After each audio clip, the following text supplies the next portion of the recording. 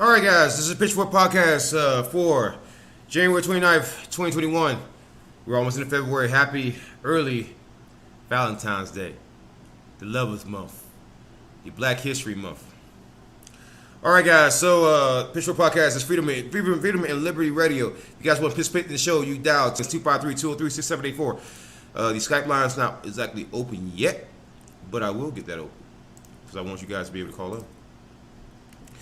You know, I've always taken this position where people always want to come and argue with me.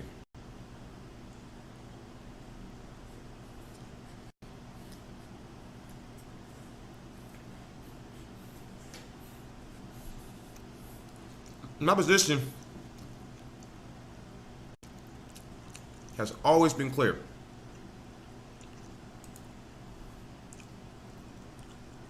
And that position is that people shouldn't always think that I'm going to just take something or just believe what you say or just go with a narrative because you want me to go with a narrative. I'm going to say it to you one last time. I'm never going back to the right. You leave some comment, expect me to go back to the right. You know, it will be simple for you to just stop trying. Stop trying to get me to go back to the right because I will never go back there. You guys have abused, just abused people. You know, you have treated people horribly. You know, you have taken some of the best talent that you have. You have people like me, right, on the side of the right. And because you want to dick suck on cops so bad, you want dick ride cops so bad, and you want to push this idea. Anytime somebody black gets killed by a police officer, suddenly you make excuses for those officers. Well, the days of that is pretty much over. Oh, it's Fortnite in the chat. Also, Toby D. Tobias. Hey guys, I want to let you know that I do a bit of a preview stream for it. Like most podcasters, I don't start the stream up immediately, so you might have to wait 5 or 10 minutes. Okay, I had somebody. I was doing a gaming stream on yesterday. 7-minute wait time. Oh, I'm out. I can't do it. 7 minutes. Shut the fuck up. Markiplier does the exact same shit. PewDiePie does the exact same shit. Every one of these YouTubers do the exact same shit. But now all of a sudden I make you wait all the 5 fucking minutes. You can't goddamn take it. No bullshit. You just complaining because I'm saying shit that you don't fucking agree with. Okay. Why does it have to be left versus on right? Because in the country it's not the left that freaking dick sucks goddamn cops. In my country, it's not the left who dick sucks cops. It's the fucking right who does that. We all know this. We all know it. It's left versus right because the right is fucking retarded when it comes to goddamn cops. That's why it's left versus goddamn right. Because the right is fucking retarded. You know, when it comes to that kind of shit. Now, you have Jump 8 right underneath, right directly underneath you, for the not, who's saying that most of the time it is justified. See, dumb shit like that. That's why. Don't ask me that question no more. Stupid shit like that is the reason why. So, the right has lost the Senate, Congress, and the White House. And if I can help it, and if I can help out at any point as somebody who was formerly on the right, somebody who open carries every goddamn day, somebody who doesn't believe in open goddamn boards, a lot of shit that the fucking left pushes, I don't fucking believe in. But the reason why I'm on the left now is because the right and their fucking retardation just refuses to stop dick sucking goddamn cops. And Jump 8, I'm gonna say it one time. Call in. Don't keep leaving dumbass comments. Call in. I'm gonna say that one time before I just moderate your comments. Okay, 253-203-6784. That's the number to call in. I even gave you a link to a Discord server. Don't keep leaving stupid ass comments. Call in. It was 17 minutes. No, I started the stream. I know it could have been. Even then though, a lot of streamers make you wait a long time. Yesterday it was only like 7 to 5 minutes, but again, it doesn't matter. It doesn't matter the wait time. That's not the point of saying it. Because most streamers make you do that. You go over to freaking Twitch, that is fucking common. We all know that. Extremely common. So why all of a sudden I'm being held to this fucking standard that nobody else fucking reaches? There's not a single podcast that you go to that starts up immediately. Not one. Not one. So once again, I sit here and use After Effects, make all these long form goddamn videos. Well, I think you should make a video. I don't like the way you see that issue. You should make videos like this. It's not the quality, it's the bitching. Now, if it's something about the quality of the video, sure, I'll look into it then. But if it's just you bitching, I don't give a fuck. Because people bitch day in, day out. I can't change that. I can't change that. I'm not even gonna bother to try to please everybody. I'm gonna make videos the way I want to make them, and if you like them, you like them. If you don't, you don't. That's how I see it. Because the one thing that I'm not gonna do anymore is try to please fucking everybody. If I'm doing the exact same shit that every other content creator does, hold me to the exact same goddamn fucking standard. That's all I'm asking. Right? But again, jump 8, call in. If not, I'm going to go ahead and start moderating your comments, because the one thing that I don't like is cowardice. Okay? So you got about 5 minutes before you call in for your comments are moderated permanently. Because the one thing that I do is I give you the phone number. 253-203-6784, 253-203-6784. You also have a link to my Discord chat. There is no excuse to pull this nonsense. Right? So I'm gonna go ahead and start off with Futternot. He's in the stream room. I'm gonna go ahead and jump in real quick and let him speak up. All right. So I'm gonna try to mute myself and let him speak for the most part. Because again, that's one thing I like to do. All right, Futternot. How you doing? Can you hear me? I can hear you now. Okay, cool. Give me a quick second. Let me make sure the audio is straight. Go ahead and speak one more time. Yeah, I'm right here. All right, cool. All right. So I see you had an issue with one thing I said about the left and the right. Let me briefly explain to you, and I'm gonna just let you kind of like go into it. The reason why is because the right dick sucks cops. They dick suck cops really bad. And you saw that during the whole Kaepernick thing, right? They wanted this man's job because he simply was kneeling. And now there's a bunch of people bitching who are YouTubers who are saying, well, I just shared my free speech and they're trying to delete me off of freaking YouTube. And I tell those people all the time, since you want to bitch about Kaepernick losing his freaking job, I don't care if you lose fucking yours. Because I'm going to hold you to the exact same standard that you hold everybody else to. That's my issue with the right. The right dick sucks cops so bad in my country to the point where it's almost fucking disgusting. And they took someone like me who was on the right and just turned me off. I refuse to vote for anybody on the right anymore because of the issue with the goddamn cops. And when people start lying and bullshitting like, oh, the right's not doing this, it just makes me even angrier. Because I know what I'm seeing. I lived 30 years in freaking South Carolina, one of the reddest states in the whole country, and that's what I saw the entire time. So I'm gonna go ahead and mute myself, just let you speak. And if you don't agree, totally fine. I'm gonna mute myself though. All right. Well, when you say right versus left, all right dick sucks cops. Well, what if we were to say, all the left are nothing but vandalizing people? All the left just want to kill cops. Like, you can't paint one side with one complete brush. Right. Can I classify myself on the right. Sure. Do you think that I'm actually on the left though? I think you're probably closer to where I am. Where there's some things the left you agree with, some things the right you agree with. But I'm more of a centrist than a lefty or a right. But if I were to say which side of the aisle is the biggest impediment to police to reform with the cops, and if we're just being honest here, which side do you think is the biggest hurdle?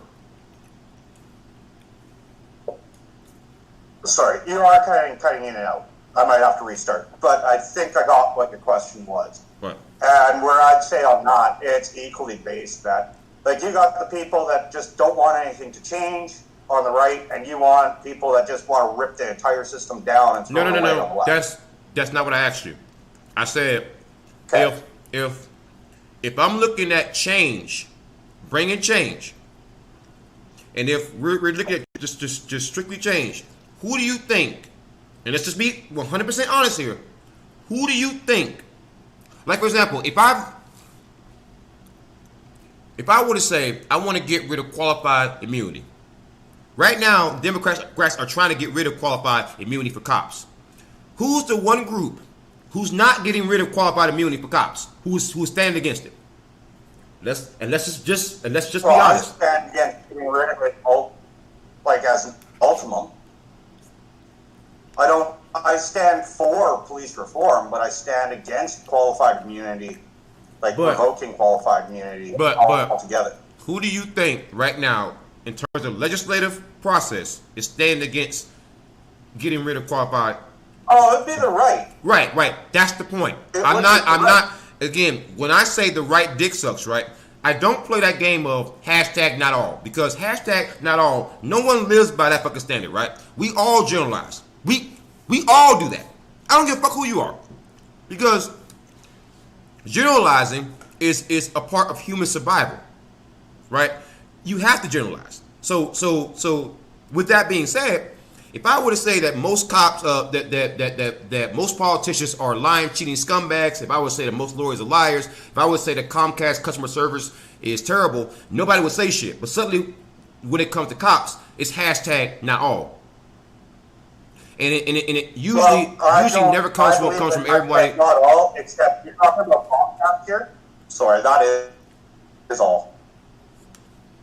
Right. Well, do you understand the reason why I say it though? Yeah, I understand.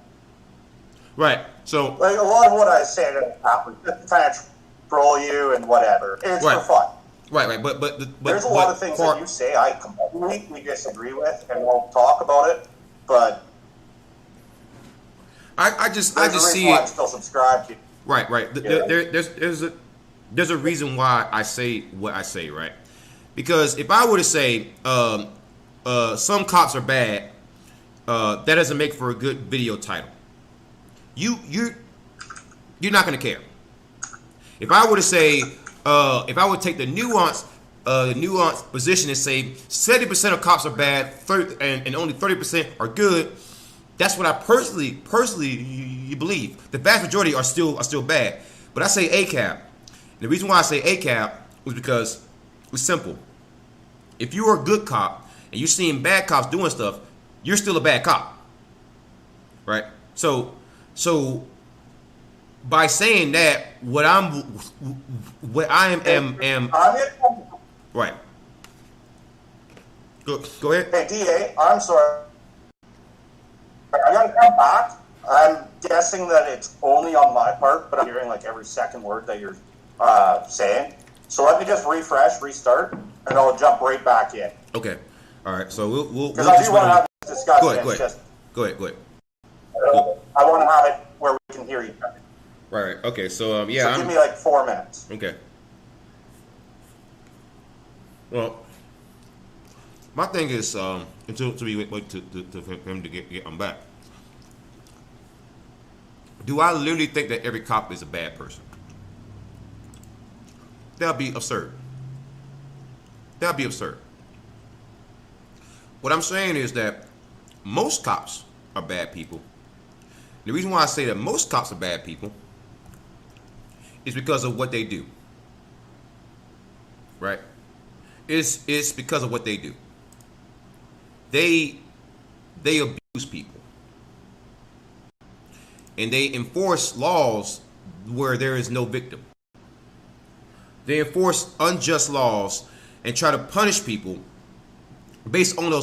And when you question them, when you go at them, when you ask the questions, usually they will come at you with BS like, well, that's just the law, or they love to say this crap here. It's justified.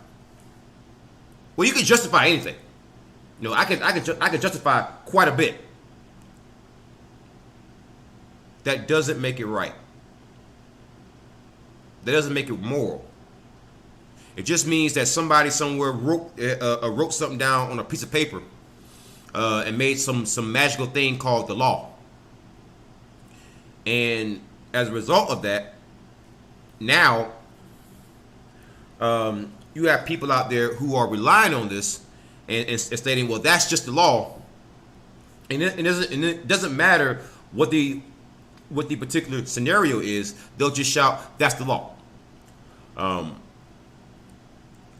One great example of that is Tamir Rice. With Tamir Rice, I noticed that people justify a lot of bullshit just cause. Tamir Rice was a young man who was gunned down. He was killed, and it was mostly centered around the idea that if a police officer shows up to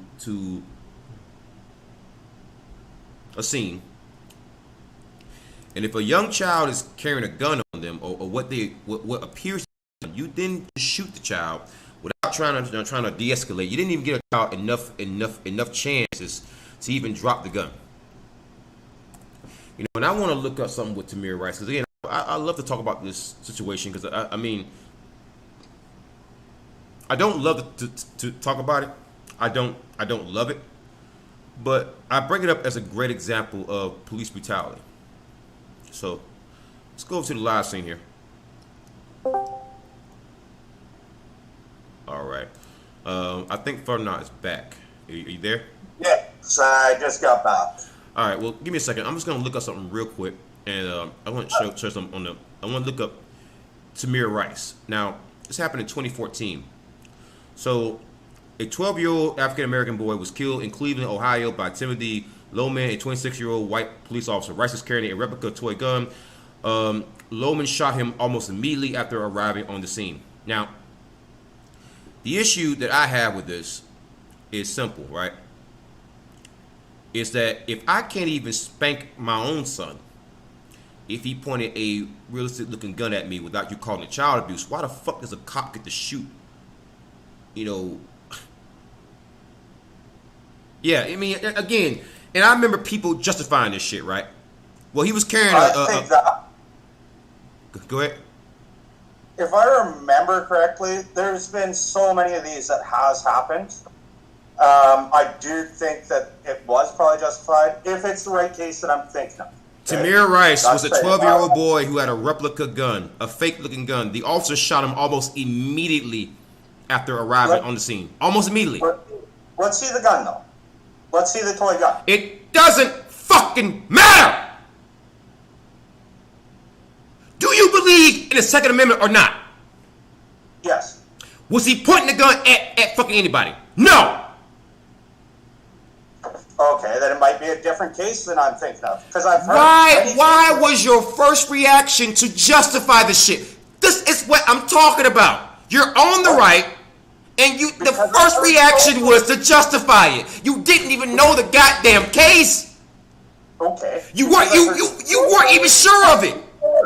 You weren't even sure of it. And then you look at toy gun versus real gun side by side. It doesn't fucking matter. You don't immediately shoot someone unless you have proof they have done something with that gun. Jesus. Did the kid point the gun? He shot him almost immediately. Okay, let's... Good God. Like, what the fuck, man? On your screen right now, was it a full video of Tamir Rice shooting video? Yes, on my screen, I'm going to put it on there. And Jesus, I just said, in more than 40 states, if I would have spanked my son as a combat veteran for pointing a realistic looking gun at me, I've already asked several state attorney generals. They have said, hold on, wait. They have already said that will be deemed child abuse. So if that will be deemed child abuse, how the fuck do you justify a cop shooting a person for doing the exact same action? I don't justify it as child abuse. That's not the point. The point is, under the law, it's called child abuse. That's the point. It's unequal standards, man. That's the point. The state has more control over you than your own child, than you, the parent. And here, I'm gonna play the screen. Here, I'm gonna actually pause this. I'm gonna give you a link to it. Jesus Christ, man. This is definitely why I can't be on the right anymore. Their first reaction is never to give deference to the citizen. It's always deference to the cop. You didn't even know this cop. You don't know if the cop's a goddamn pedophile. You don't know if he fucking killed anybody. You don't know anything about this cop. You didn't even know the even case. You automatically went to justify what the cop did. Automatically. That's what I'm talking about. How do you justify shooting a 12-year-old boy over a fucking toy gun? When I was growing up, we had toy guns too. When you were growing up, you had it too. When you were a kid, you took sticks, right? And you pretended like it was fucking guns and shit. You took pine cones and you threw it like goddamn hand grenades. You had realistic looking guns, right? But nowadays, kids can't even go outside and fucking play. You can't go in the goddamn playground because guess what? You're gonna get goddamn arrested for COVID restrictions. You can't go outside with a fucking toy gun because guess what? You're gonna get goddamn gunned down. A cell phone, you get goddamn gunned down. A donut, you get goddamn gunned down. A fucking sandwich, you get goddamn gunned down. You reach for your fucking wallet, gunned down. You reach for your fucking wallet when the fucking cop asks you to get your damn wallet, gunned down. Do you see a pattern here, man? Maybe it's not the cops. Maybe it's the way that you and the right are seeing it. Take this bullshit out of your mind where every shooting is fucking justified. You didn't even know the case. Your first reaction is what people is usually what lets people know where you stand. And it will not matter that I show this video. It won't matter. I know what you're gonna say because you already said it.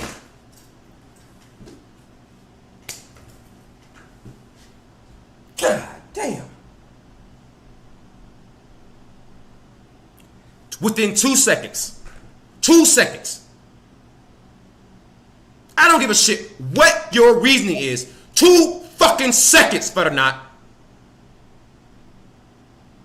Let me show you something. I'm going to send it in general and Discord. You do not shoot someone after 2 seconds of encountering him. Quick, what's the real one? What's the fake one? Top or bottom?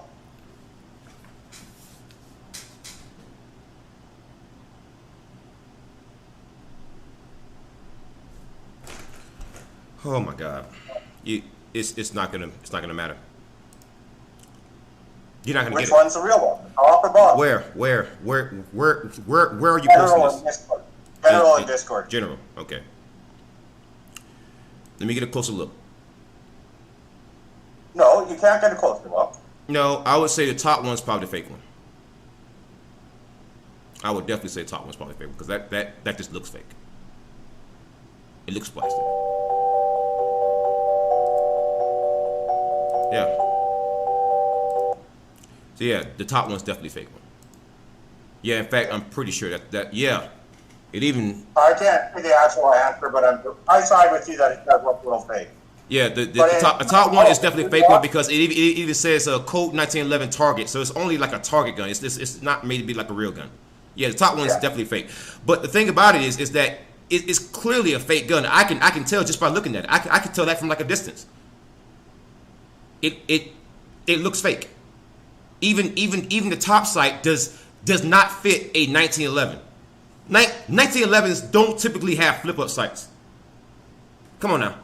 So no, that cop knew that shit. He just wanted to gun down a fucking black kid.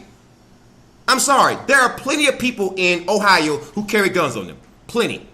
Fucking plenty. And unless you have direct evidence that this kid was doing something wrong with it, you don't just take 2 fucking seconds to gun him down. Yeah, the video that you showed me, that one, it didn't. I don't know. It was actually pretty choppy. I can't see what there were investigations, right? basically, Tamir Rice never pointed the gun.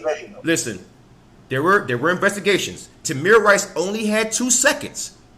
So unless he pointed that gun at that cop within 2 seconds, which he didn't do, how the fuck do you justify someone gunning down someone just for having a realistic looking gun on them within 2 seconds? That an FBI investigation was opened up, and even the FBI agent who was investigating it said, this does not seem right, but it's legally, the cop said he felt threatened. Even though that's bullshit. 2 seconds? Well, I'm looking at a video now on mute, right? And I see him pointing it at something. I can't see what he's pointing at. I don't know if this is... It's not the cop, though. Not the cop. If it's not at you, you can't say you feel threatened. How can you feel threatened when the gun's not even pointing at you? I'll give you a point, sir. I'll give you the point. Like, from what that's the point. When you have so many people who are being gunned down like this, right? What basically happens is that anger builds up over time. People get so angry because nothing ever happens from this. And usually when people bring it up, right, their first response is, well, it's justified. Let me go ahead and clear something up for you. Just because you can legally justify something does not make it fucking right. Let me give you a prime example of that. Yes, what's happening on Wall Street right now is legally fucking justified. Robinhood can just shut down shit. They can just shut it down. And they'll be legally fucking justified because they are a private fucking business. You can't tell them how to run their goddamn business. Okay? Actually, no. I get your point on that, but you're wrong. No. Because Robinhood, although it is a private business, it's sanctioned under SEC. Yes, but what they did, the several government oversight agencies in my country have always said that what they did was legal. Now what they're what they're doing is that they are peeling back because they've gotten trash for it. But what they did was completely fucking legal. I don't particularly like it because guess what? I have fucking Robinhood too. I don't know. With that, like, I'm not one to tell what company can and can't do. But honestly, when we're talking about the Robinhood scenario, that's more like market manipulation. The point that I'm making is just because you can just shout something is justified does not make it moral or right. Yes, the murder of Jesus was justified. Does that make it fucking right? No. Legally speaking, when they stone gays in the fucking Middle East, that's their laws. Does that make it right? No. That's, again, it is so amazing, so incredible, right? That you got people on the right who bring up things that happen in China, happen in the Middle East, happen all over the place, right? And they'll bring up about how their freaking laws are so backwards and we should cut down immigration because guess what? They come from backwards ass countries. Well, no offense.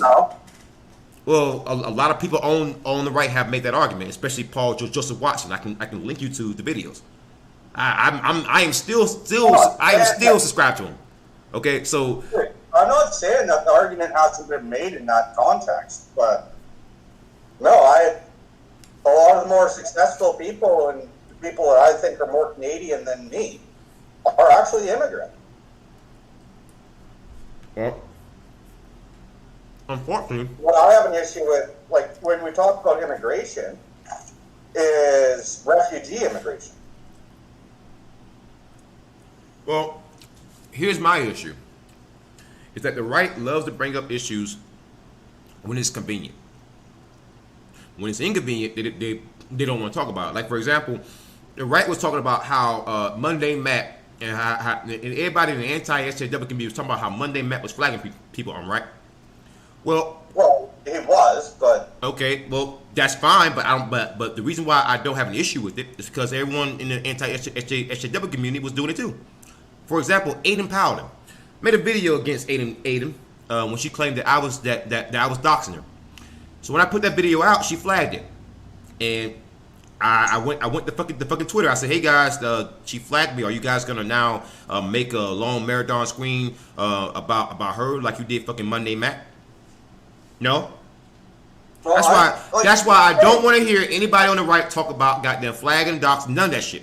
Until I see everybody on the right address Aiden Powell, don't say shit to me about fucking reporting goddamn videos. And guess what? I do it now. I flag fucking videos now. And do you want to know why? Because Aiden Powell did it and nobody fucking said shit. In fact, real flags and false flags. Like, that's the thing. Like, here's the thing. Even with Monday and Matt, you know, I still talk to him. I still will go on his show.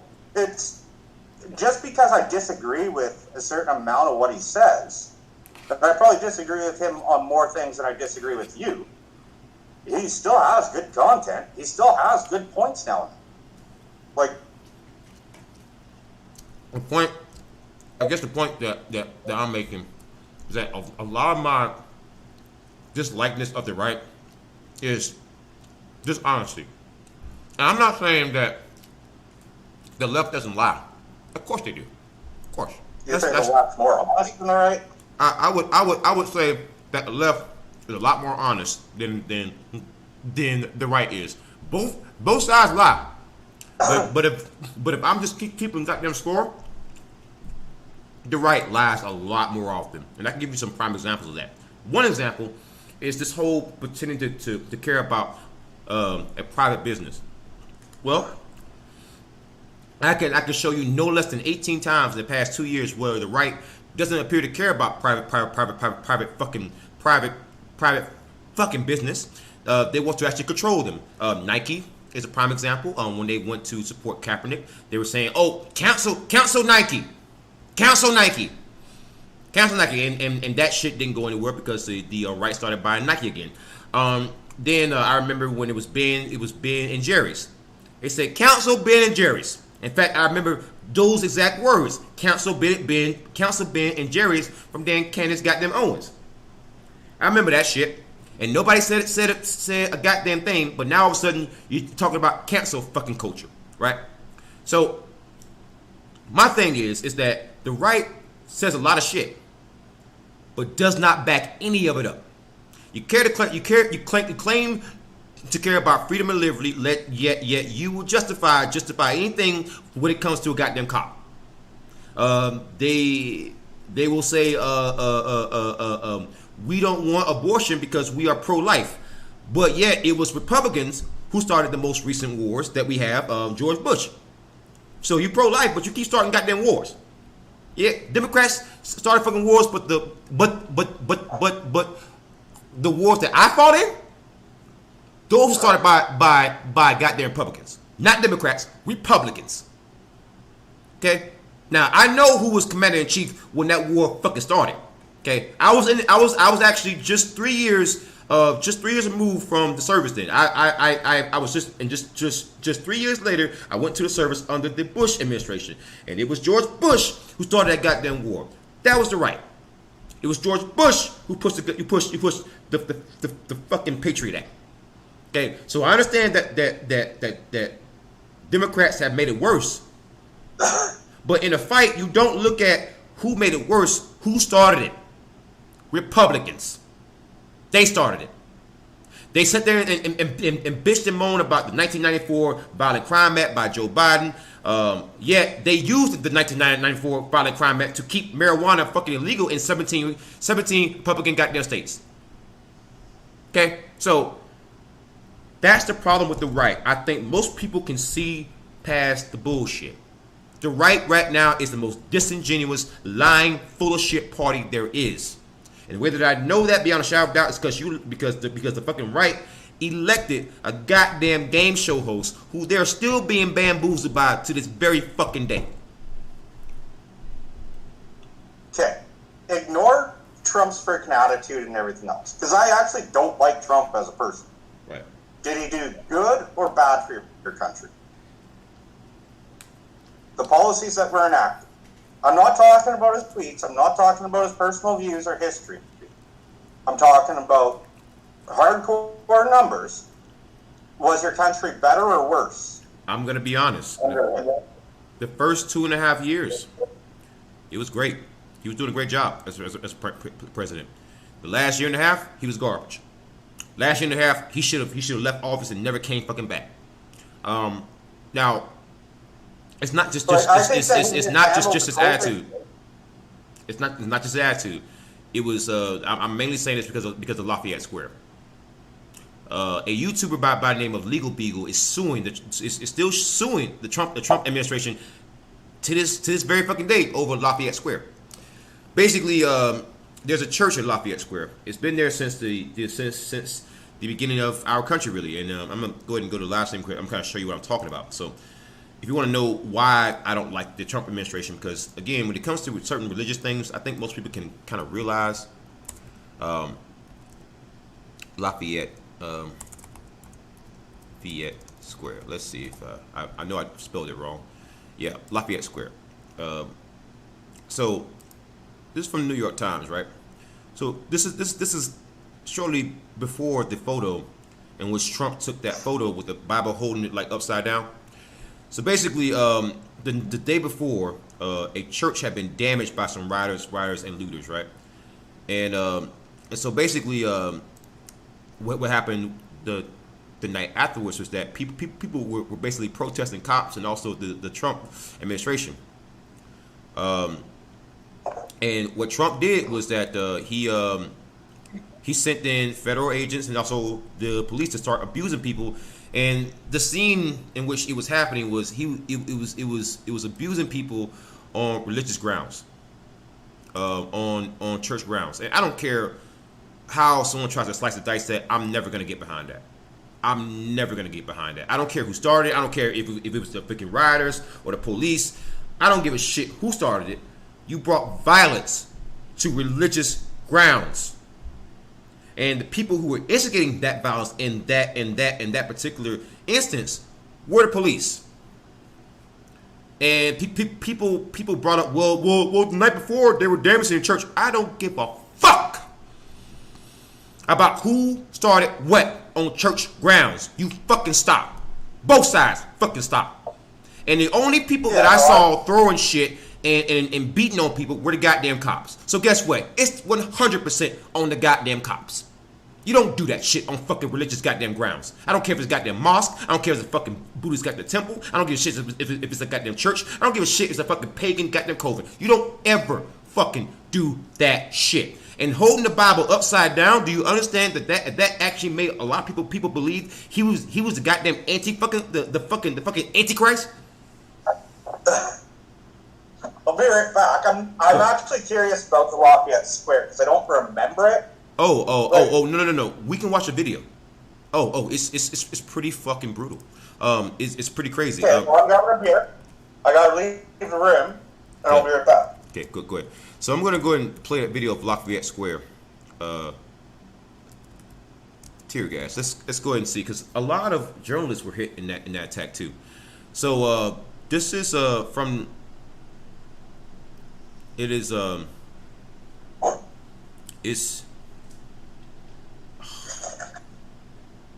It is pretty it's pretty intense. It's pretty intense. So these are peaceful protesters now. It's from ABC News, and we're going to begin at the White House, where President Trump spoke out for the first time from the Rose Garden, so we're gonna vowing to send U.S. troops into the streets of American cities if local authorities don't. So he said he's going to use U.S. troops to send into American cities. So I want you to understand that's one of the other reasons why veterans went for Biden over freaking Trump. That's one of the reasons, because a lot of veterans did not like that shit. I didn't like that shit. You don't use us as fucking riot, goddamn patrol. All right, because there's actually a constitutional amendment that says we are not supposed to be occupying U.S. soil. And that is occupying fucking U.S. soil. I don't care how you fucking slice it or goddamn dice it. Let's go ahead and watch this video, though. The White House, where President Trump spoke out for the first time from the Rose Garden, vowing to send U.S. troops into the streets of American cities if local authorities don't control the protests. I'm going to mute in Discord and after the administration open unmute peaceful protesters from the park across the White House. That's one of the other reasons why veterans went for Biden. From that site, St. John Episcopal Church. Good morning, Cecilia. Yeah, George, good morning to you. This was, as you said, that backdrop for that photo op. And now in the face of all of this controversy, the White House is saying that those authorities moved in on those peaceful protesters in order to enforce Washington, D.C. 7 p.m. curfew. But let me tell you what the reality was. Those U.S. Park Police, those Secret Service police, moved in on those peaceful protesters a full 25 minutes before that curfew was supposed to even start. And they cleared the way, and then President Trump showed up right here for that photo op. Outside the White House, protesters facing off against authorities, kneeling and raising their hands in peaceful demonstration. But then, almost suddenly, U.S. Park and Secret Service police began shoving and hitting, striking this Australian news crew as they were live on the air. Oh, whoa! And as police move in, they fired tear gas on them. While inside the grounds of the White House, a remarkable split screen. The president claiming to be an ally of peaceful protesters. I am your president of law and order and an ally of all peaceful protesters. President Trump called on governors to deploy the National Guard, threatening to dispatch active duty U.S. military to American states if they don't crack down. But to do that, he would have to invoke the Insurrection Act of 1807, a rarely used law that hasn't been enacted since the Rodney King riots in the 1990s. If a city or state refuses to take the actions that are necessary to defend the life and property of their residents. Now, I want you to understand something. He was going to invoke the Insurrection Act, and yet it was his own fucking supporters who the Insurrection Act should have been goddamn invoked on. Fucking amazing, isn't it? Then I will deploy the United States military. I'm not. I'm saying. Here's something that I actually do think is go ahead. The way that the U.S. tackles, I don't know, call them rioters, call them protesters, is almost more of an escalation than a de-escalation. Yeah, it is. And it's mostly because... That's something I can say. And I can also remember, like I said, I don't remember the whole Lafayette Square protest that you're showing. It's not kicking in. But I can tell you, like, the Charlottesville, right? Right. That one server that we're in, I was sitting there, I still remember it like yesterday. I was sitting, and it was me and Pat in there, and we're watching all this shit, and I remember about 10 minutes before it happened, I'm like, wow, why are we even watching this? Is it like a car wreck? Like, is it like watching racing and waiting for a car wreck? Like, we were watching it for hours before that Challenger ran into the crowd. Right. And one thing that both of us were noticing, and you know what, we're in another country and across the other country, right? Like, we have no skin in the game other than watching a bunch of fucking YouTube videos and live streams. Right. I think the police are the actual ones that instigated all of Charlottesville. Because what they did is they corralled. It was left versus the right protests. It was actually mostly peaceful, other than a couple instances, until the police said, no, I don't care what side you are, you all have to go into this one street, this one square, and they're herded like cattle together. And all of a sudden, it becomes this big thing. And I think, honestly, when we look at Charlottesville, that one we can blame completely and 100% on the police. Well, let me ask you a question. So, there's people on the right there, and most people on the right, in terms of the left, support police. So, that being said, let me ask you a question. All right. The police, several police officers have spoken out against the political left. Many of them were sanctioned or fired for wearing Trump paraphernalia while on duty. There was one guy, one New York police officer who was riding through a New York neighborhood with his loudspeaker saying Trump 2020. Obviously not a good idea. So many cops have spoken out, and they clearly lean to the right. And the right supports cops more than the left does. Now, with that being said, what you just said was perfectly reasonable and nuanced.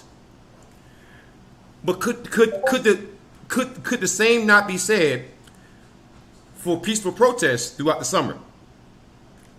that maybe the cops, in most cases, instigated a lot of the violence, because if the protests were originally about police brutality, and then we see clear instances of while people were initially starting out peaceful, but then it became violent as the police were overextending. Do you think that the cops are ultimately to blame for all this? I don't believe, and this is given the examples that you just gave, right, about the ones in the summer. I think there's definite instances where the police were not doing their job correctly and they escalated. But honestly, I think that there is quite a bit of blame. And I don't even blame, I think that the protesters that lit the fucking city on fire are not the same protesters that were just sitting down in the middle of the street. I think a good portion of it, you can't, well, I do kind of blame the left, but it's an unfair blame. It's kind of like you saying all cops are bad. It's an unfair painting everybody with the same brush. But I think a lot of the protests, quote-unquote, peaceful protests with the city burning in the background, were done out of absolute anger and frustration. It wasn't a left versus right. It was people that actually went out there just to loot, riot, and cause havoc. Let me ask you a question. I do think that. Okay, go ahead.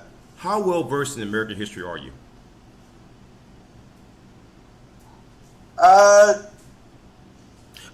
Basically, do you know what happened after MLK died? Wasn't it a bunch of riots?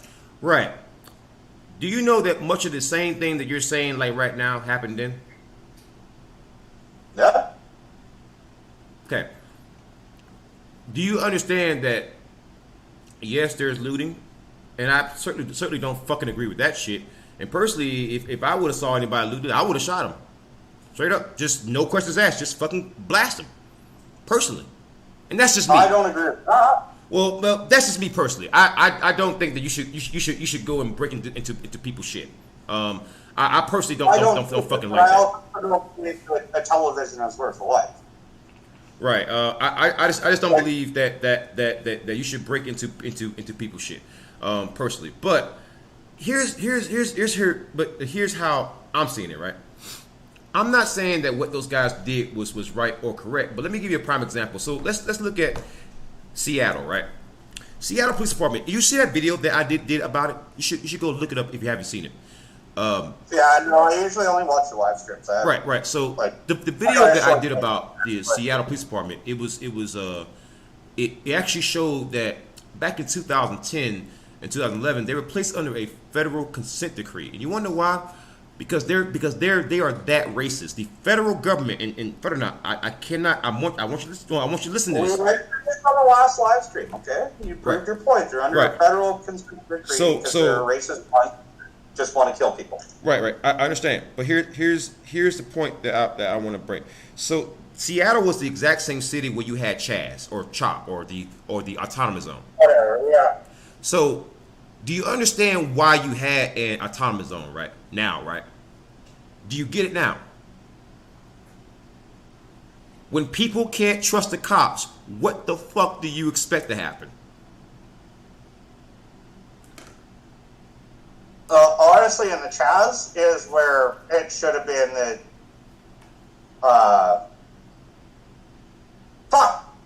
National Guard. National Guard should have been called in on that one. Well, here's why that should not have happened. I can tell you, after I'm currently in Washington State, okay? I talked to some of the people who ran Chaz and ran CHOP. They told me the reason why they did it and what emboldened them was that consent decree. The way that they saw it is, if you're gonna be that corrupt, then why can't we be the goddamn cops then? Do you get it now? I get it, but I don't think that was the right way to go about it. I think if they were under a federal consent decree, whatever you call it, you know what? That would have been a perfect spot for National Guard to be stepping in. Police department, your job here right now is done until we get this shit under control. I don't believe that you should have roaming fucking, we're just going to take over the city. Let me ask you a question one more time. I'm going to ask you one more time. What happens when you contact the state government, they do nothing, you contact the federal government, 10 years later, the police department is not only outside of compliance, multiples of their officers went down to the U.S. Capitol to go riot. So that provides further evidence that they have not changed a fucking bit. And I think they had the most police officers out of any department in the whole country go and do that shit. So that further completely, I say everybody involved in like Chaz and Chop is off the hook completely. If I don't think completely, and I also don't condone the officers to go riot. I do condone the officers to go protest. No. Because that is their right. No. Just because you put on a badge doesn't mean that you're giving up all your rights to... No, you don't do that. You don't do that, especially... You don't travel all the way across the country during COVID for freaking on one because it doesn't matter if it's the left or the right. It doesn't matter if it's a criminal or a cop. It's about the law. When you start rioting, the law here in Washington State is you can't just leave and come back like that. That's the law here. That's one of the other reasons why those officers were placed on leave. So bottom line is they must obey the freaking law, right? Or no? Do they just get like a pass? No pass.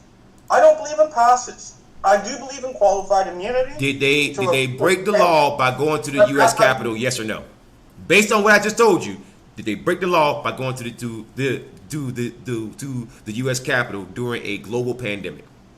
Since I don't know the specifics of the law, and based on just what you told me, they broke the law. Oh, okay. Here's the other thing. If they are police officers and they actually care about people's safety, well then we saw that pro-Trump crowd. Many people were not wearing masks. Why didn't those officers step up and actually ask those people to wear a fucking mask? Because that's also DC law, and everyone knows that. Well, here's a question: were they there as officers, or were they? It doesn't matter. Federal law says if you are an officer on duty, you are also an officer off duty. That's why if you were to actually assault a police officer on or off duty, you can face specific charges based on that. So no, if I can face charges based on me not knowing, let's say that I get into like a random fight with like a freaking guy, and I had no idea he was a freaking cop. Well, they would still charge me with assaulting a police officer, even though he's off duty. So no, if that's the case, I 100% disagree with that. But that's the law. That's the law. That's the law. We've talked enough, and I don't really care if that goes on air. My ex used to be abusive as fuck, right? Right. We remember this. Yeah. Well, I know. One day, we had just moved back to town, and I found out the hard way that our next door neighbor was an RCMP officer. My ex started freaking biting, scratching me. I was trying to run away. Just leave the fucking house, leave the scene. And all of a sudden, this guy fucking walks up to me in a wife beater and says, hey, you. Like, me and him have had a chuckle since then. But it's, hey, you, stop right there. I'll be honest, the first things that went through my head was, oh, wow, you're putting yourself in this situation? You have a penis. I'm going to fucking punch the shit out of you. And that's when he stepped back. He actually saw me about to come at him, and he stepped back. He's like, whoa, RCMP. But here's the thing. If that would have escalated, I don't think that it would have been assault on a police officer. It just would have been simple assault. The same as if I were to come after you. But that's not how it works in my country. It should be. I don't think. But again, do you see what I mean? People on the right, they love changing the law when it doesn't fit them. These are officers of the law. They should follow the law at all times. If not, fucking quit. Well, here's the thing. I think if you're in uniform, you got the badge on, yeah, you got qualified immunity. If somebody attacks you, it's an attack on a police officer. If you're at the fucking bar and there's an incident happening and you get punched in the face, that's not an assault on a police officer. You're not a police officer when you're off duty. Well, but in my country, that's how it works. It's fucking stupid, especially in the state of South Carolina. Like for example, right? It might be the same way in my country too. Okay. Right. No, I don't agree with it. Right, but let's say I'll give you a prime example too. So intent doesn't even actually matter, right? When it comes to these types of fucking like charges. Let's say that it's also not an off-duty officer. Let's say that it's actually an undercover officer. Okay, but you had no idea it's an actual police officer. Okay, which obviously if they're an attack on a police officer. Okay, all right. If you have no idea that was actually a police officer, so obviously you wouldn't do the same thing, right?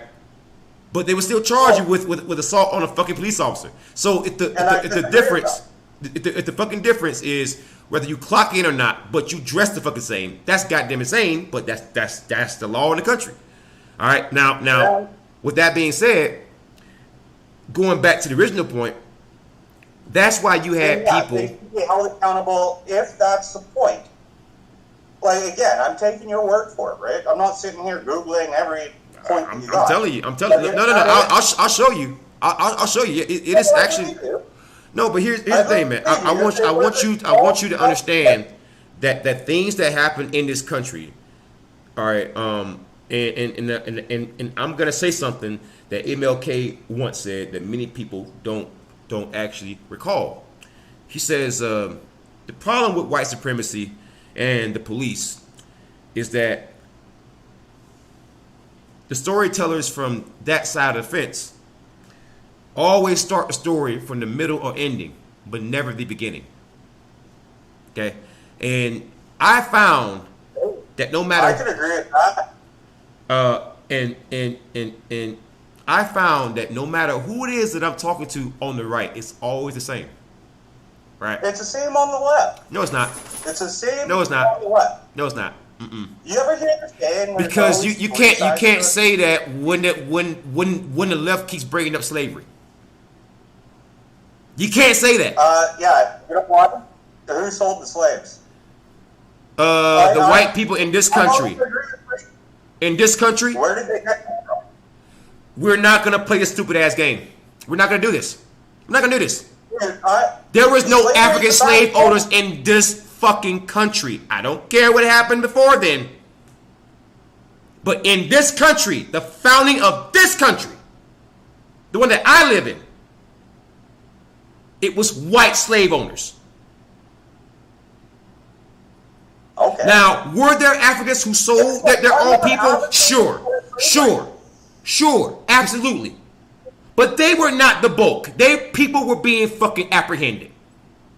Like, I can tell you, when my family, going back to oh my God, boy. over 100 years ago, when we lived in Texas, our family owned slaves.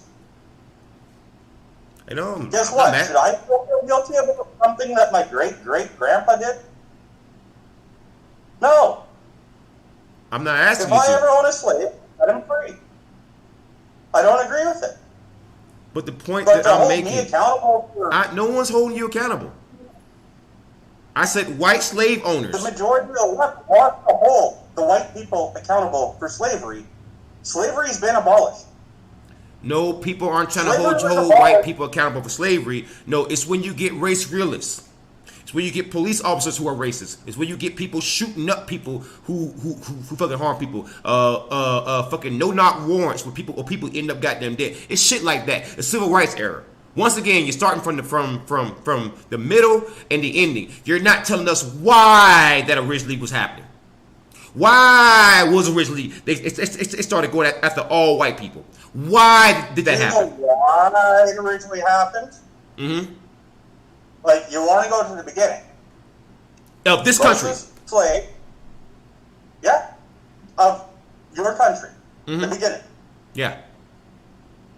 The slavery trade to your country started with the Europeans. The Europeans would go to African American countries or African countries and pick up the slaves of the African tribes. They would trade the spices and the coins and whatever was the tangent money at the time. That's not the They bulk would of buy slavery. these people. That That's how slavery that was a small part of it.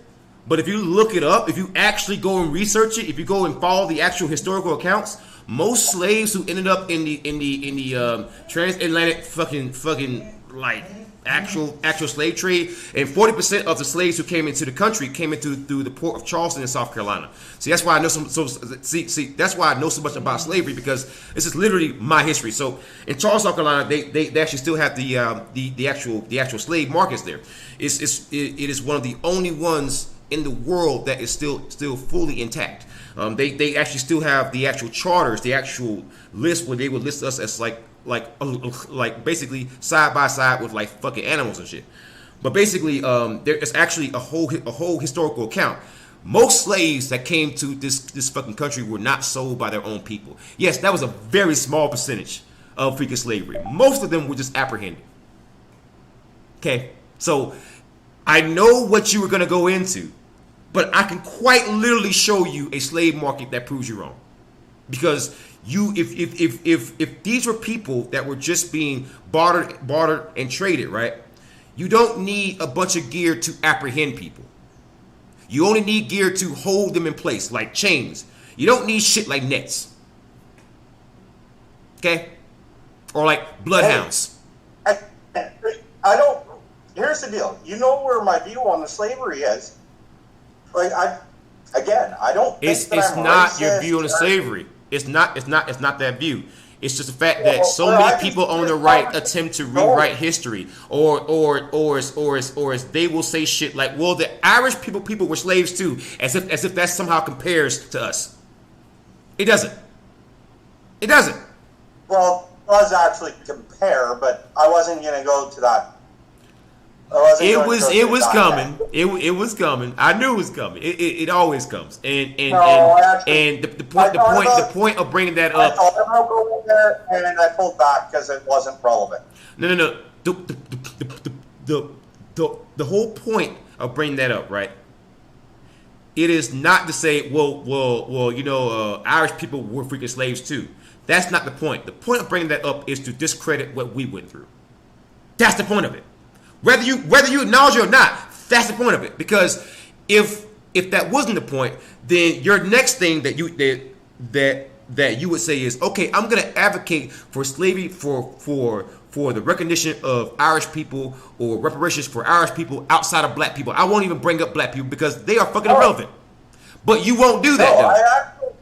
Here's the thing, is I know it might make me sound like I'm racist to people. I don't believe in any reparation. Not even for Native Americans in this country? Nope. Okay. All right. Well, then, I believe in honoring the treaties. those are reparations. They're quite literally, in fact, the one that was passed, that was done by our Supreme Court, what pretty much gave the Native people the entire state of Oklahoma, that was pretty much reparations. Pretty much. Here's the thing, too, is like, if you go, like, when we talk about racism, we are talking across borders. Our racism isn't the same as yours. Right. And I've spent enough time in the United States, I can actually see a complete difference. The way that your natives are looked at way better than our natives. Our society here in Canada is a lot more racist towards natives. It actually equates to the same racism that, say, a black person in the United States. The reason why we're not as racist towards natives because there ain't that many of them left, because unlike your country, listen, I've seen the kill counts from your country and ours, and yours don't even come close. It's fucking atrocious. Yeah. So there ain't that many to fucking discriminate against. I do believe in native rights. I believe in it too. We're going through quote unquote truth and reconciliation committees in our country for natives. Right. I'm against that. One, I'm against what we did to our natives historically. And we can even go to like modern history. Right. Canada was absolute shit. Like 1998, they were still lack of better description, putting natives almost as cultural slaves. Yeah. I can understand that. Especially the Métis people, right? Well, I don't classify Métis as natives. Okay. I'm sorry, but yeah, they just. The reason why I don't is because Métis is a native European. Oh, okay, my bad. But it's a racist thing for me to say. I agree. I apologize. Then I had no idea. I had no idea. I first heard it from Mark from Marking Bad. He had first like actually went back and talked to me about it. And breaking up. Can you hear me? Hello? Right. So I'm gonna jump out of there, jump back in. Alright, I think prefer not to jump back up. Okay. Let me know if you can. My internet just fucked up. I missed like the last minute of what you're talking about. Okay. Well, Marking Bad. He had told me about the natives of Canada and what they've been through, and that it's something very, very similar to what happened here in America, but it's just on a little bit of a lower scale. But the problem is that your population size means that what happened to the native people in your country is fucking atrocious. It is. And you know what? I'll tell you right now, Marking Bad and Faye were over at my house just the other day. They got my kids Christmas present. Wow. Like, here's the thing, is I'm not going to sit here, like, I'll sit there and tell you what my views are on stuff. But I think Marking Bad is, I think he's more Métis. I still call him a friend. Right. I don't agree with what he says, but he's a good person, and I still like the guy. Like, otherwise, why would I have him in my house? Right. Like, can I ask you a question though? Sure. When it comes to how the natives are being treated in your country, how are they treated? A lot. It's improving, but not really. With a lot of disdain. Things have been politicized, and for many years it was a big thing of, well, we gotta hate them because we give them government money. And then at that point, like, I've had other discussions with friends in real life. You know what? I'm great for saying, hey, us white people need to stop being racist to natives. But at the same time, it's not a one-way street. Stereotypes, especially with the natives here in Canada, right? They're a two-way street. Yeah. I made it back before Twitter. This is 10 years ago. I was driving through Hobima, which is an Indian reserve. Right. I made a joke that got me in a shit ton of trouble. I said, wow, I'm going to start my Fortune 500 business. I'm going to start a plywood and window tint store on the Indian reserve. The reason for that tweet wasn't because I was racist and hated Indians. It's because I was driving through a reserve and every house had plywood over their fucking windows and every car was blacked out. Right, you're just making a little joke. Okay. Yeah, you would not believe the hate that I got on that. Yeah. Listen. But, like, here's the thing, and it's something I can actually say even with the U.S. Like, I spent enough time around Denver and other bigger cities. guess what? There is absolute racism towards black people. And a lot of it's unjust. But what about the just? Like, when you talk about hatred, that becomes a two-way street. Like, that depends on what you mean by that. I'm not sure what you mean by hatred. I'm not sure if I would justify hatred unless it's for the government. I'm not sure if it's for groups of people now. Groups of people who can't choose what they are. Now, a cop can choose to not be a cop. A politician can choose to not be a politician. A person on the right can choose to be on the left. A left person on the left can choose to be on the right. They can choose to be in the center. They can choose to be a purple. They can choose to be Democrat, Republican. It doesn't really matter. Of communist, socialist, fascist. They can choose things like that. But things like racial, like that, you can't really choose that. You know what I'm saying? So I'm not sure if I could ever like justify that. well, okay. No, I'm not one to go back to a phrase that you said. Thing is a little bit disingenuous. I may have brought it on myself, and that is justifying hatred. I think I know what you're gonna get at, and I'm gonna say it flat out. There are parts of the black community that are fucking horrible.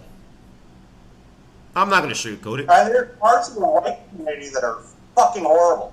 Yeah, I think that some people, right, they have this weird notion that whenever I criticize cops, right, I will inevitably get somebody who's gonna say, well, you know, the black people are 13% of the population, but 50% of the crime. First of all, that's shit's. There's more context and nuance to that shit, because a lot of things that we're calling crime aren't even actual crimes. But let's just leave that alone for a second. They'll bring up shit like that, right? And then I'll say, well, it seems to me like a lot of Catholic priests and a lot of pedophiles in general tend to be white guys. So I mean, I guess you have to go and fucking have a goddamn chat, and you blame us for goddamn communism. We're only 13% of the fucking population. There is more white communists in the state of California alone than there are black people in the whole goddamn country. So I mean, we get blamed for like a whole lot of shit. You know what? I can agree with that. We get blamed for a lot of shit that's like not our fault. Well, the freaking welfare. Okay, you can remove every black person in the whole country. You're still paying billions of goddamn welfare. So I mean, I'm not sure why we getting blamed for that either, because we simply don't have enough people for that to be a goddamn factor. Okay, there's simply just not enough of us. Right. Hey, DA. Right. In general, I left a YouTube link to a song. Adam Calhoun, Racism. Do a live reaction. I gotta go use the washroom and grab another beer. Mm-hmm. But this song hits the nail on the head. It's a white guy, and he's saying it's, what about the N-word? Like, and then he also goes back to the difference between like white trash and hillbilly. You know what? There's problems on both of our sides. We can't blame black people or minorities for welfare, because that's not true. And to go like on different crimes, I've yet to see a black serial killer. I'm sure they're out there. But there are plenty. Like there's quite a few. It's just, again, we don't. I think white people own. I think it's like there's white rappers, but we can actually say that's something that the black people as a whole own, is the rap genre. I think white people also own the fucking serial killing genre of crime. Like, there's definite. I get what you're saying, and I agree with it. But yeah, no, as I go to the bathroom and everything, set up that song, do a live reaction to it. He's not going to flag you. Just pause it every 30 seconds. Oh yeah, that's totally fine. I think I might just do like a standalone fucking video of that shit then. Let's see. Looking at Adam Calhoun, right. I'm gonna go to his channel real quick. Let me see. Yeah, he's a redneck. He's a fucking hillbilly. Okay, let's see. I'll be right back. All right. Let's see. Pressure blow. Doc said. Let's see. Righteous now. Adam Calhoun slaughter. Just looking at the. Looking at the page. Let's see. Looking at the this guy's channel.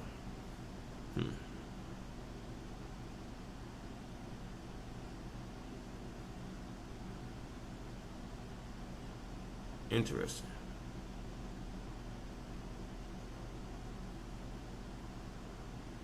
Interesting.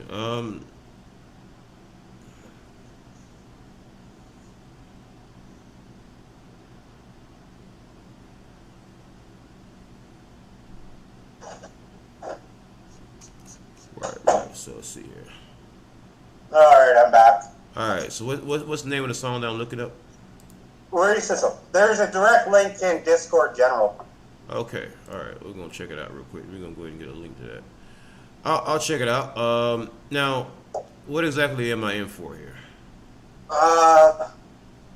Hillbilly rap. It's rap with country. Essentially, with this song in particular, it's listen to the words, listen to the lyrics. Okay. All right. I'm gonna listen to it now. And I want you just to kind of warn me. Am I about to listen to some like some freaking internet, some kind of weird like internet porn? No. I'm just kidding. Let me pause this real quick. Let me try to turn the quality real quick. All right. Also, I'm about to oopsies. Let me turn the quality up. I've heard this guy. I've actually heard this guy. I think I heard that he was he has a lot of good songs. I hear that. I don't know if I would qualify Mountain Dew in the same way as Sprite and 7-Up. Play this. Where it's like, I don't play this guy. Oh gosh. I watch him sometimes for like gaming stuff because I want to see some gaming stuff. But I'm gonna go ahead and pause that real quick. I need to. Like the country rap thing is blowing up. Granted, there's only been a few good ones in the past. I mean, there's always been like UGK. I mean, freaking MGK. It's always been like a lot of like redneck type of rappers. Like Eminem is gonna still be like the top guy because he's not really a redneck per se, but I would definitely say that he's redneck-ish. We also have somebody else who joined the chat. Hey Sky, can you hear me? yeah. All right, hey Sky. This is my roommate from combat, guys. He's I met Sky in combat in Afghanistan, and Sky, you want to give a little bit about your background? Oh, I think you. I mean, anybody who's listened to your show, has probably heard about me. Yeah, he's I don't think I have. I'd like to. Let's hear what you have to say about yourself. Quick, the spotlight's on you. Don't stutter. Sure. I was in Afghanistan for 7 months with Devil's Advocate. I was treated less than fairly. Yeah. Wasn't fun. Broke my ankle. Got out.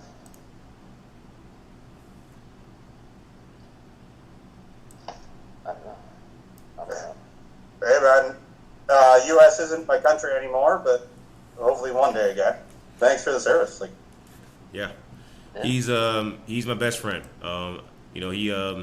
We've definitely had our battles like over the years, but honestly, man, I wouldn't pick a better fucking friend, honestly, because the reason being is because I remember Sky, man. I call him Sky, but that's not his freaking real name. I don't want to like dox him, but he runs this server, by the way, called Authority Gamer. Drop the link in the chat, man, please, so that people can see it. He runs tabletop, freaking simulator, any kind of game that you want to play. He plays it. He does a lot of gambling, a lot of games, and you can actually win real prizes, like real money, in some cases. So if you're telling him to drop it in the chat, you better give him a wrench in the.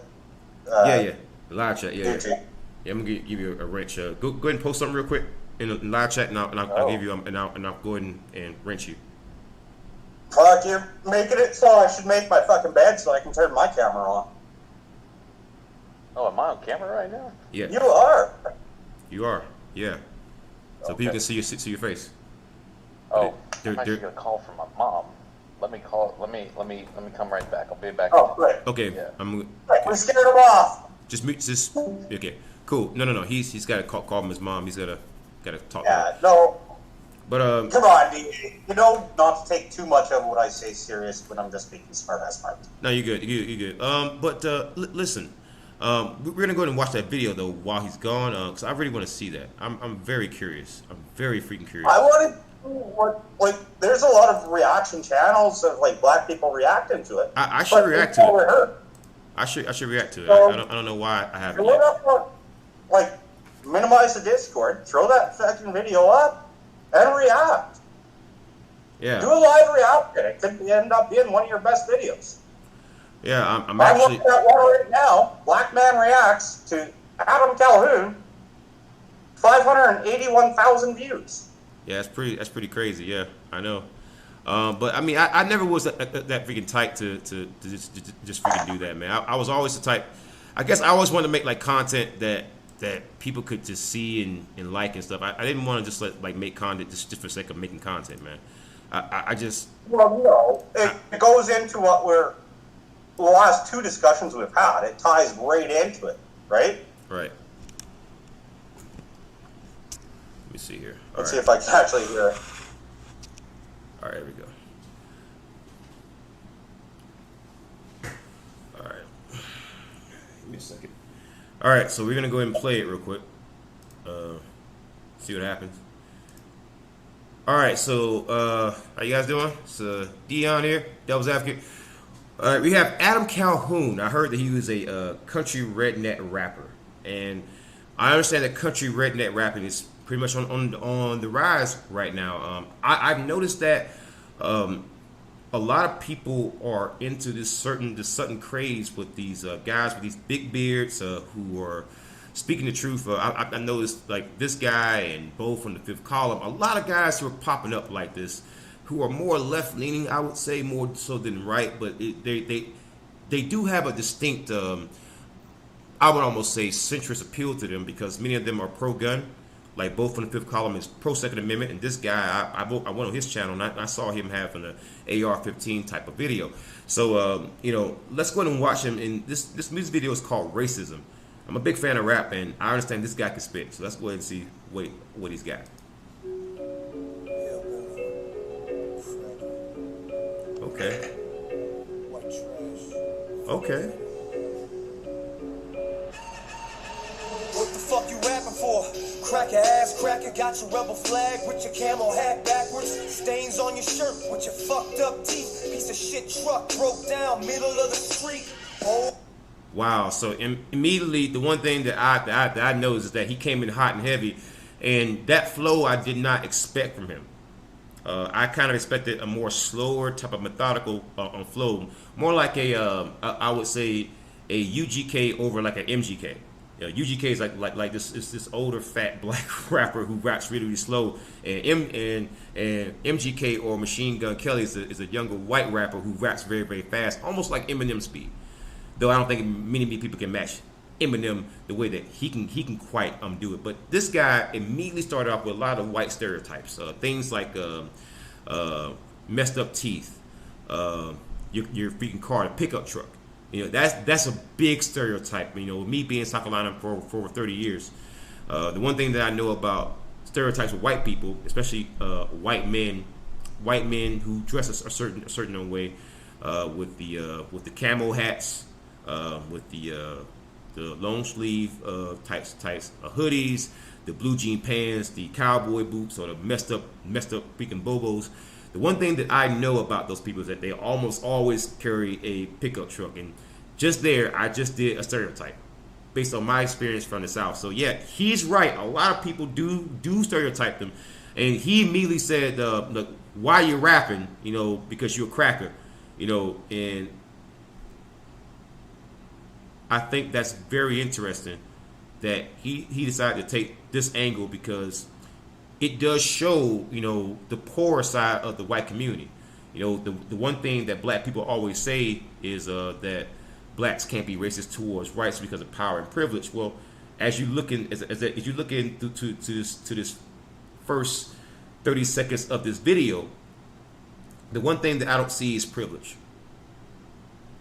I see poor people, you know, and I think that when you compound that with a bunch of criticism based on someone being white or misunderstanding, or assuming that someone's privileged because of their skin color, well, that could probably generate a lot of hatred and I would say almost animosity. All right, that could build up over time that people don't generally see until it's too late, until Donald Trump actually pops up or Proud Boys do. Old lady bitching in the passenger seat, smoking like a chimney. Kids in the back can't breathe. Got a kid on her lap, smack his ass if he speaks. Always wearing white beaters cause her ass getting beat. Okay, that's white trash. I thought it was very interesting how he went into what was going on with the woman. I thought it was very interesting. I did not see that.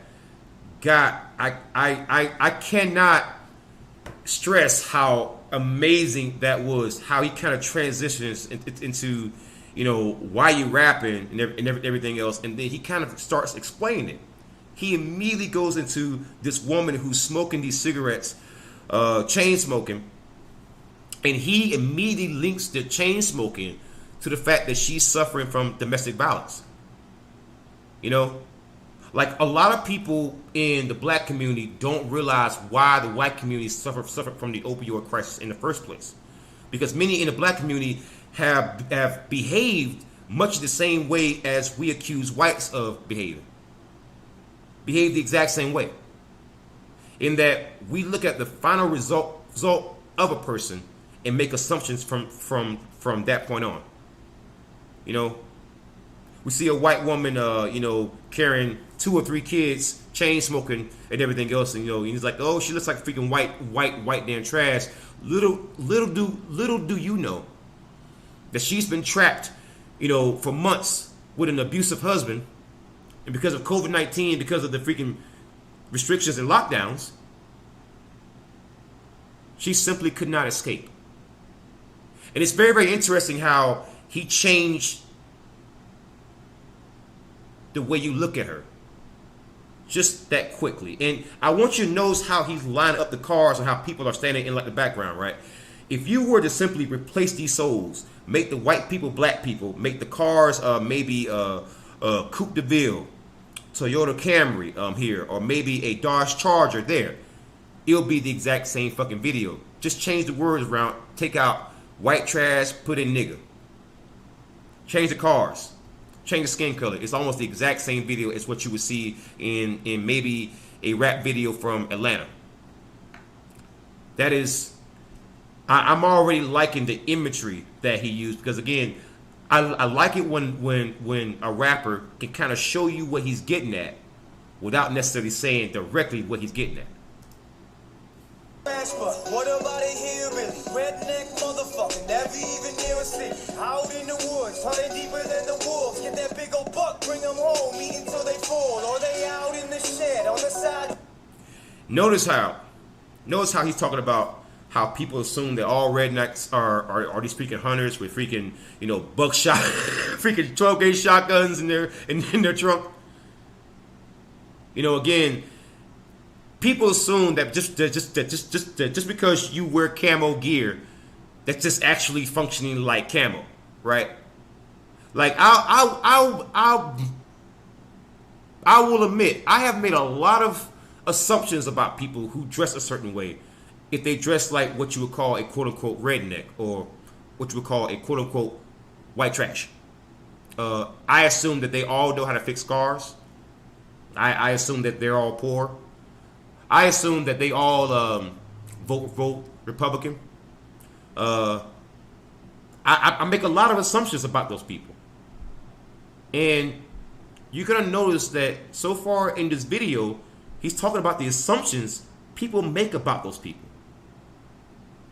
And I will admit, I'm fully guilty of that. I'm guilty of that.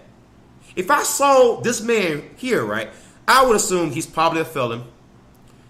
He's probably redneck, white trash. I would never think successful YouTuber with over 1 million freaking subs. I would never think that. I would instantly think white trash, probably lives in a freaking trailer park. That's what I would assume. That's based on my personal experience in South Carolina. And I want you to understand something.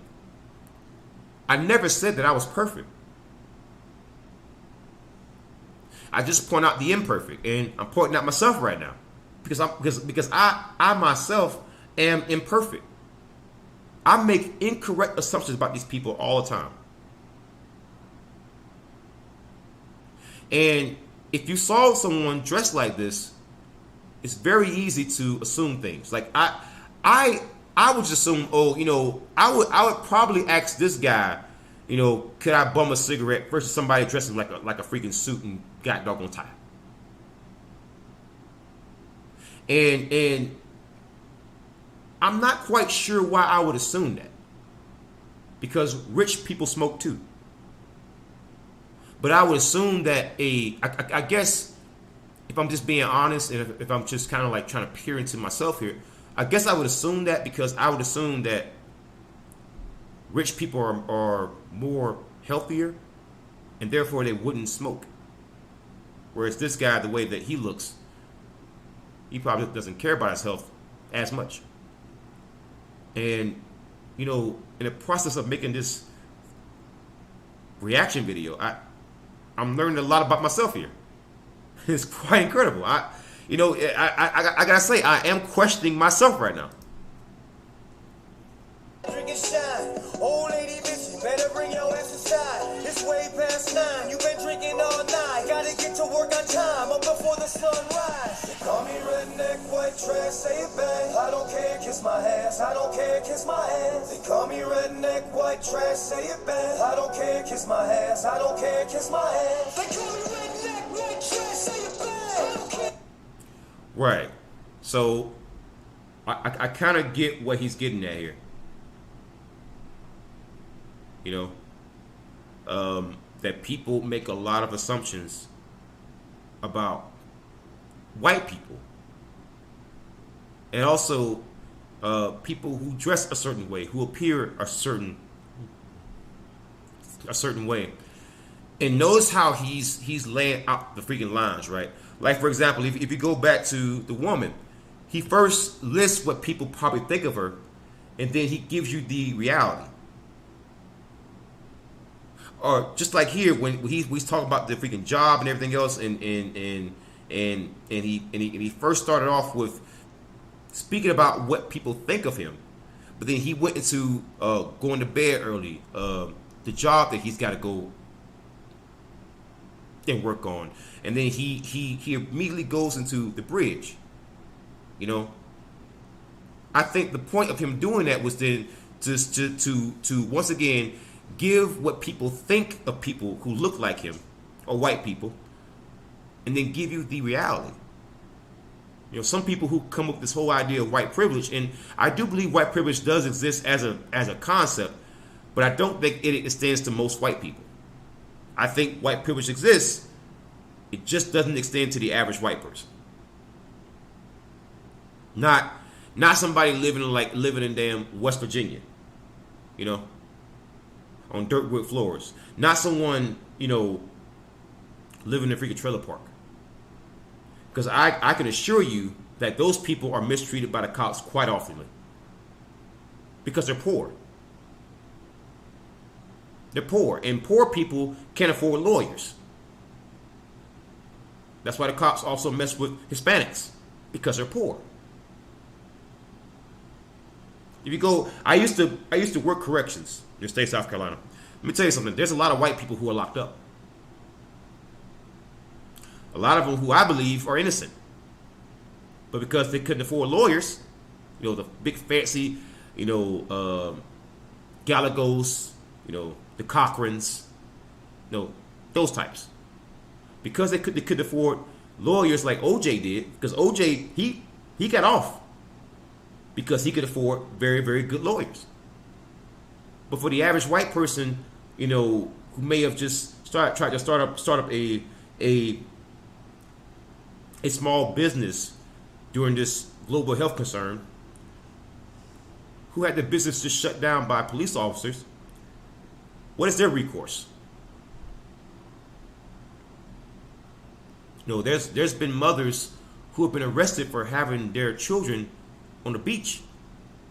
There's been white women arrested for wearing thongs on the beach. There's been white couples who have been executed by cops in no-knock warrants. And this is a whole year before Breonna Taylor. You know? And I can already see the point of this video. It's just, he's not saying that there aren't problems. Nowhere in this video is he denying racism. Nowhere in this video is he saying that racism doesn't exist. What I think he's trying to say so far is that when you look in the mirror, just having a white reflection doesn't magically make your life better. You know, when you go out to your local homeless shelter, you go look out on the streets to see who's digging through trash and garbage, I can almost assure you that eventually you're going to run into a white person. Many of them very young. You know, people have this assumption that the homeless are just these old, decrepit men and women. No. There are teenagers, white teenagers, who are homeless. So when you just apply blanketly white privilege to every white person, I hope you're not assuming that a homeless white person is benefiting from that exact same privilege, when we know that if police officers were to encounter that poor white person, how they typically treat them. And I can tell you, because I work corrections, when the police were done with them, I had to freaking deal with them. I can tell you, there's a lot of racial components, but a lot of it has to do with class. And in my opinion, that makes it worse, because then the implications is that they're going to abuse far more people. And that scares the living shit out of me. But let's continue here.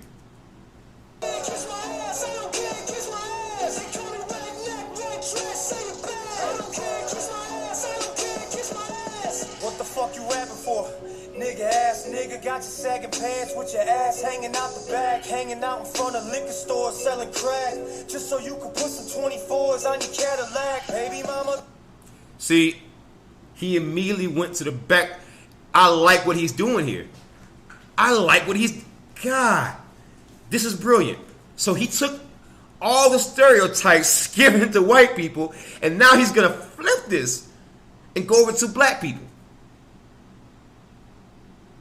Damn, I like what he did there. That is, I guess what he's doing is he's showing both sides. Hey, you know, you're both getting treated like shit. You know, and I really like the fact that he started out with the racism towards white people. Because that's something that people don't discuss very often. I understand that the power, privilege, that's bullshit. All that's horseshit. It's just a way for people to be assholes and justify what they do. You know, people who use this whole thing of power plus privilege and black people don't have power plus privilege. Well, all I know is there's no way that you're going to tell me that anybody under Barack Obama was more privileged if they happen to be unwhite. And I'm pretty sure that if Oprah hires a white woman, that she's more powerful than that white woman.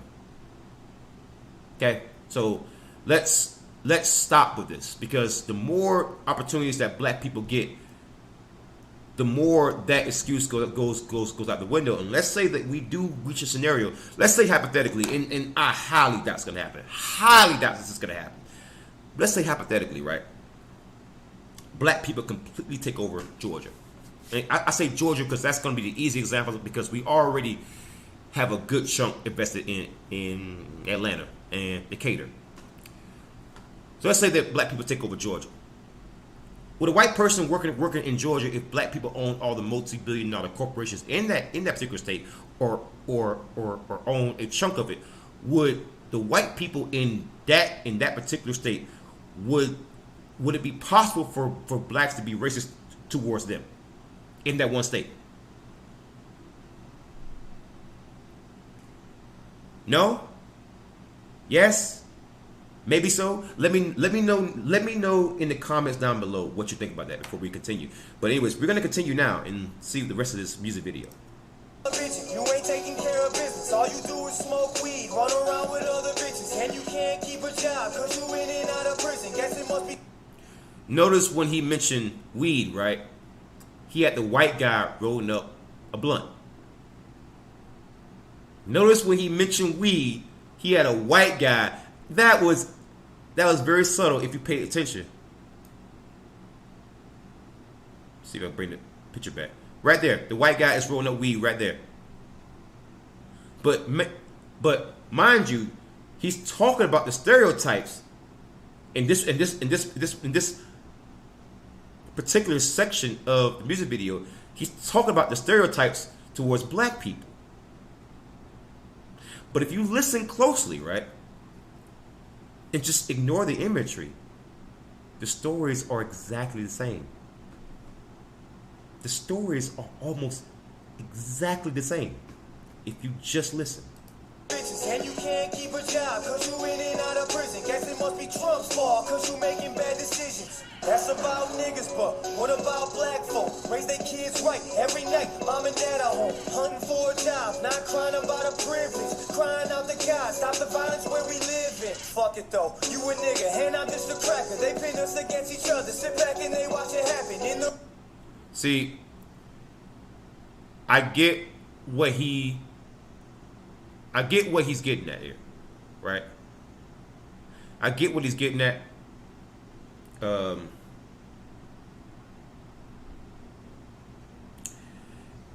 There is a concerted effort to keep races divided. Yeah, the political left does it.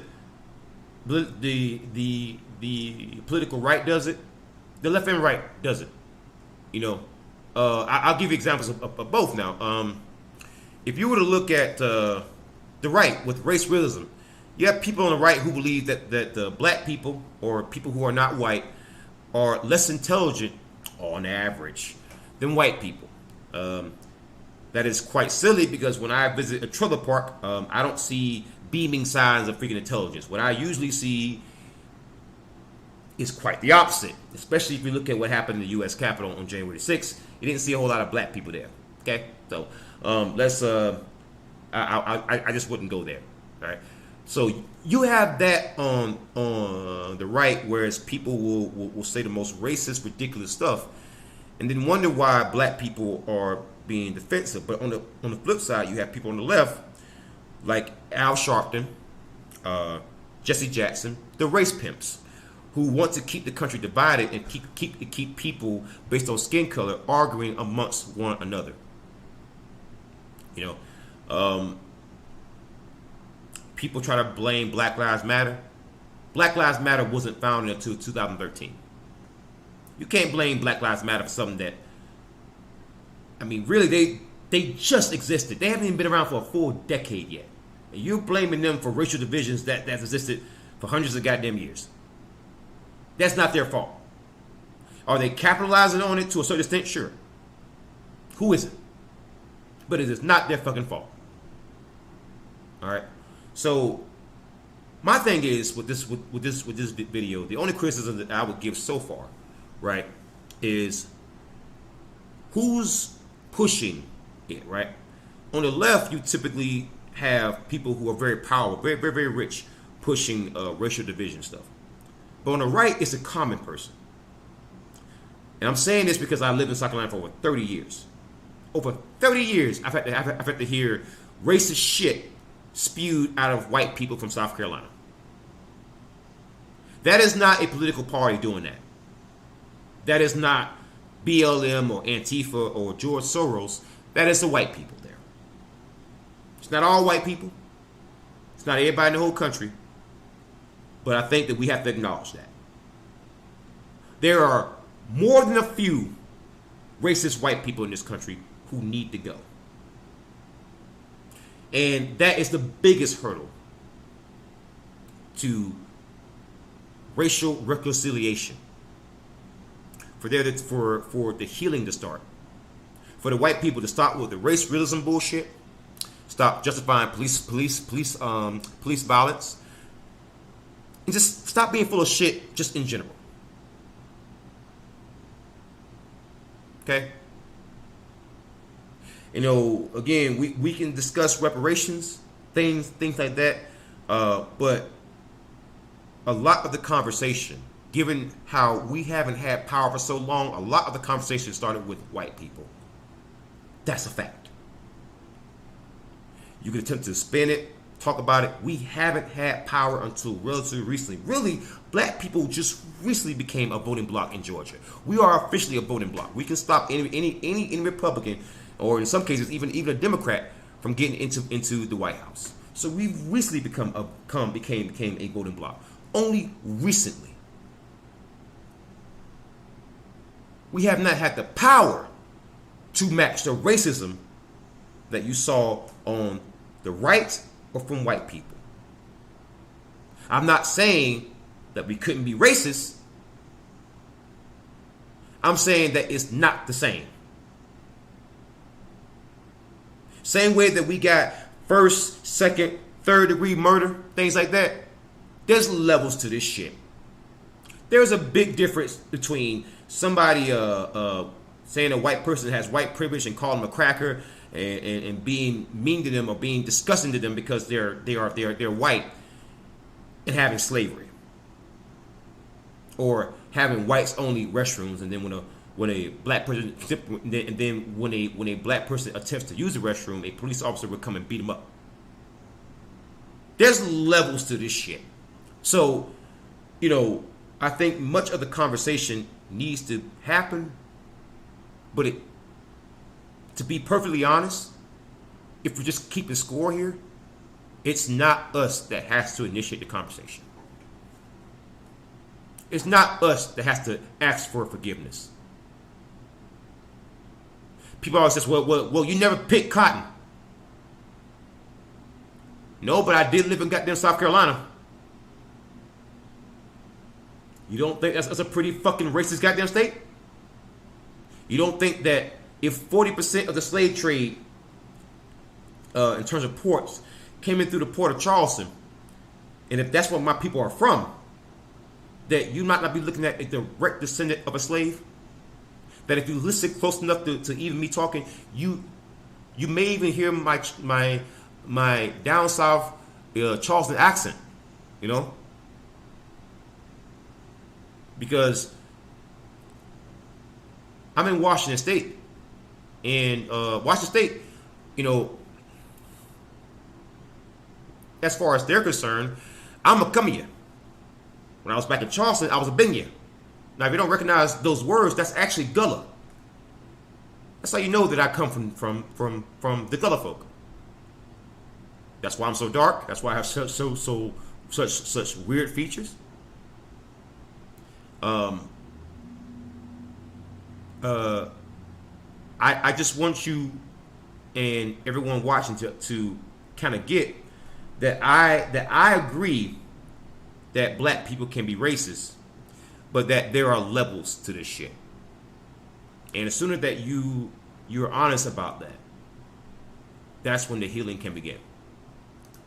They selling crack and killing over shoes and jackets. In the trailer park, they fall apart, a bunch of mathematics. They call me redneck, white trash, say it back. I don't care, kiss my ass. I don't care, kiss my ass. They call me redneck, white trash, say it back. I don't care, kiss my ass. I don't care, kiss my ass. They call me redneck, white trash, say it back. I don't care, kiss my ass. I don't care, kiss my ass. They call me redneck, white trash, say it back. I don't care, kiss my ass. I don't care, kiss my ass. Yeah, I like where he went with that. I definitely won't find myself agreeing with everything that he has to say, right? But for the most part, that was a good video. I agree with the overall message of what he was getting at. I'm one of those people who looks deeply into things, right? So I can kind of pick up on certain subtle references that he was making there. But all in all, it was a fantastic video. I liked what he did there.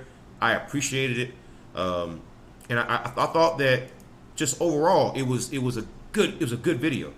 The only criticism that I would give to him, and I would give to others who attempted to do the exact same thing, is to let's also keep the score relevant. For the most part, that was a good video. I agree with the overall.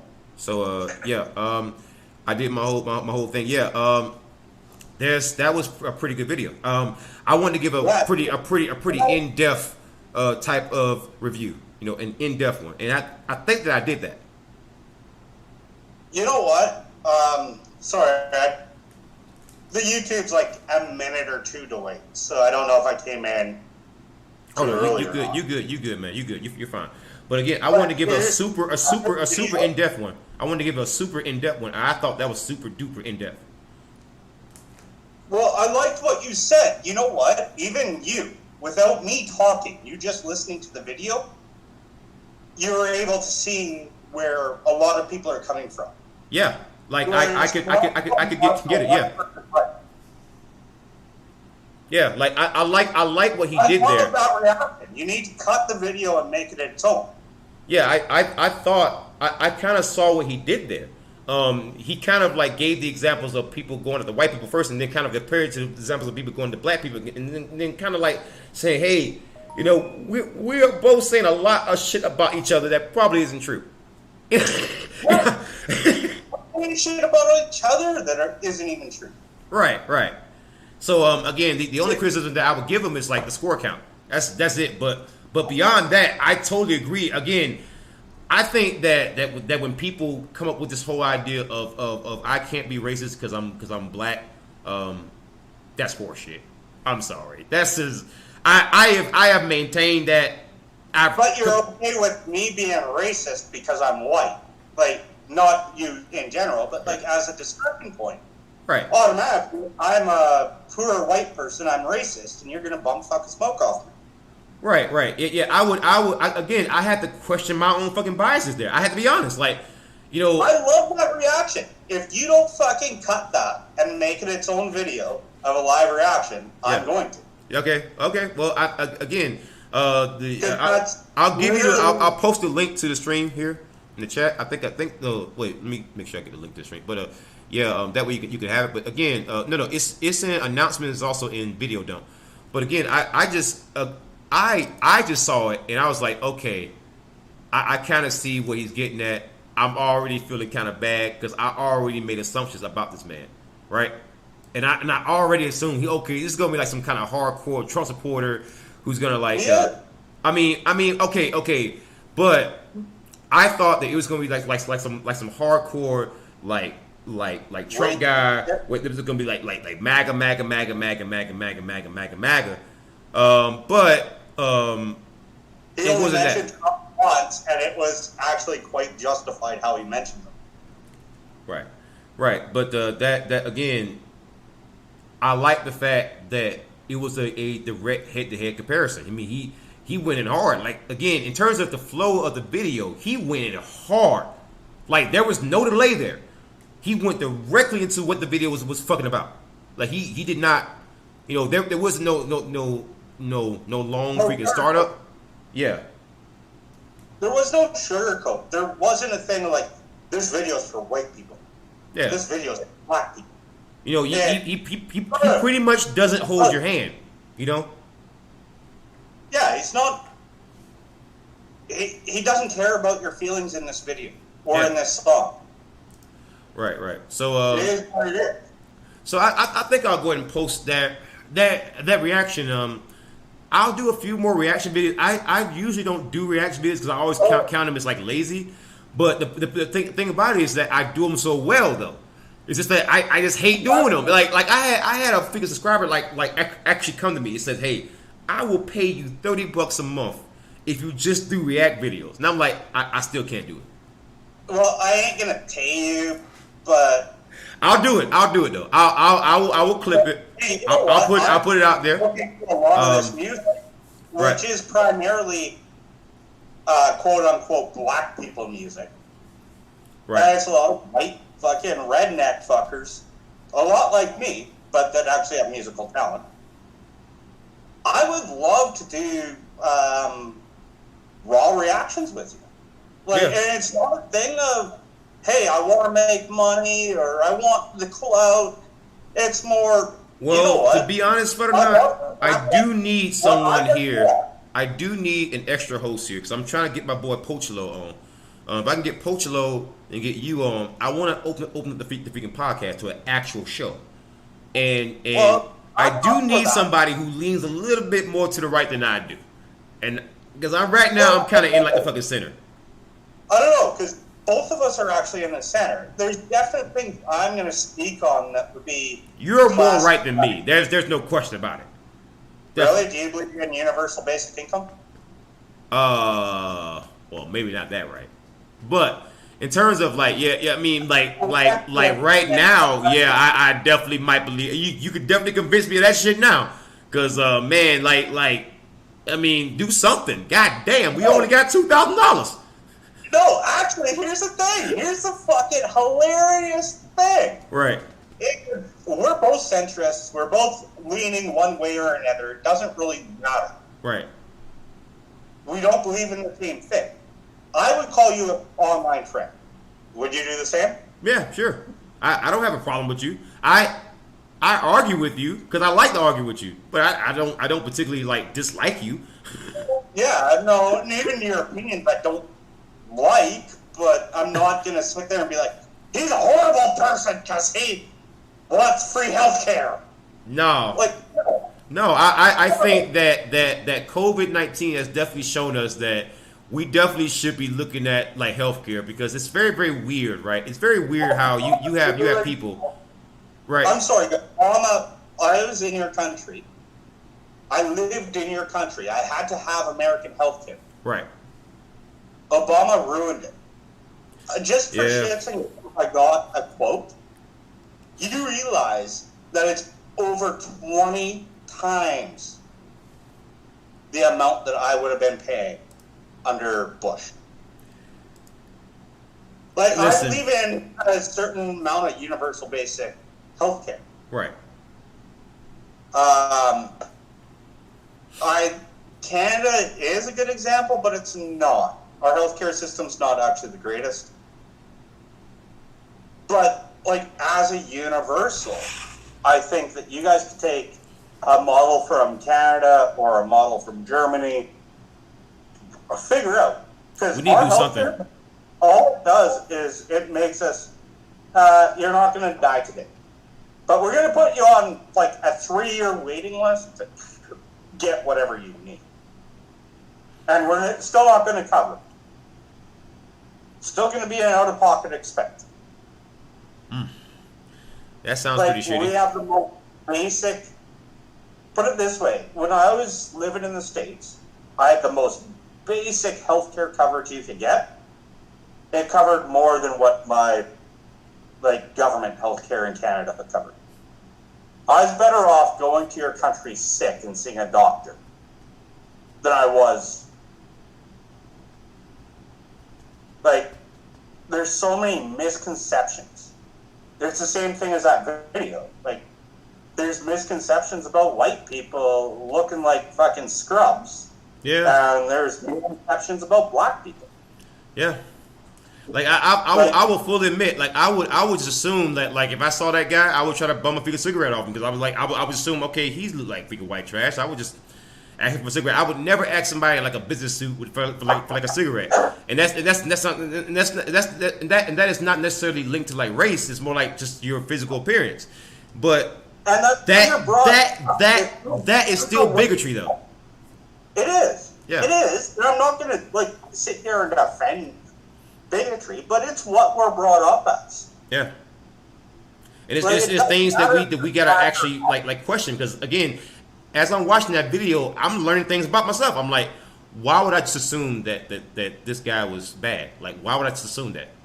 You know, hey, you know what? It wasn't even like racial. It was just like the freaking tattoos and all that. Why would I just assume that? And that's bad on my part. You know. Hey, I'm gonna drop the N-word. Don't mute me right off the bat. I'm gonna drop the N-word. Okay. And this is a good example. I used to live next door to a nigger and a black man. Do you know what the N-word was?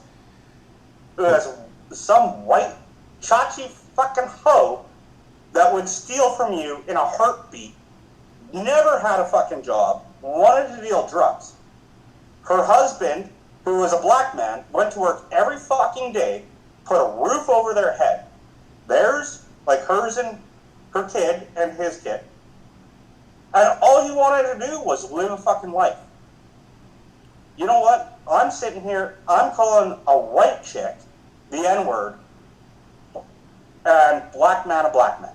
Because, hey, the song actually kind of proved it. Your color, the color of your skin doesn't make you who you are. It's the action. Yeah, there's a famous quote from a rapper named CeeLo Green. I don't know if you know who he is, but he used to sing for Gnarls Barkley. You ever heard that? Sound? No, not offhand. He made a song called I Think You Crazy.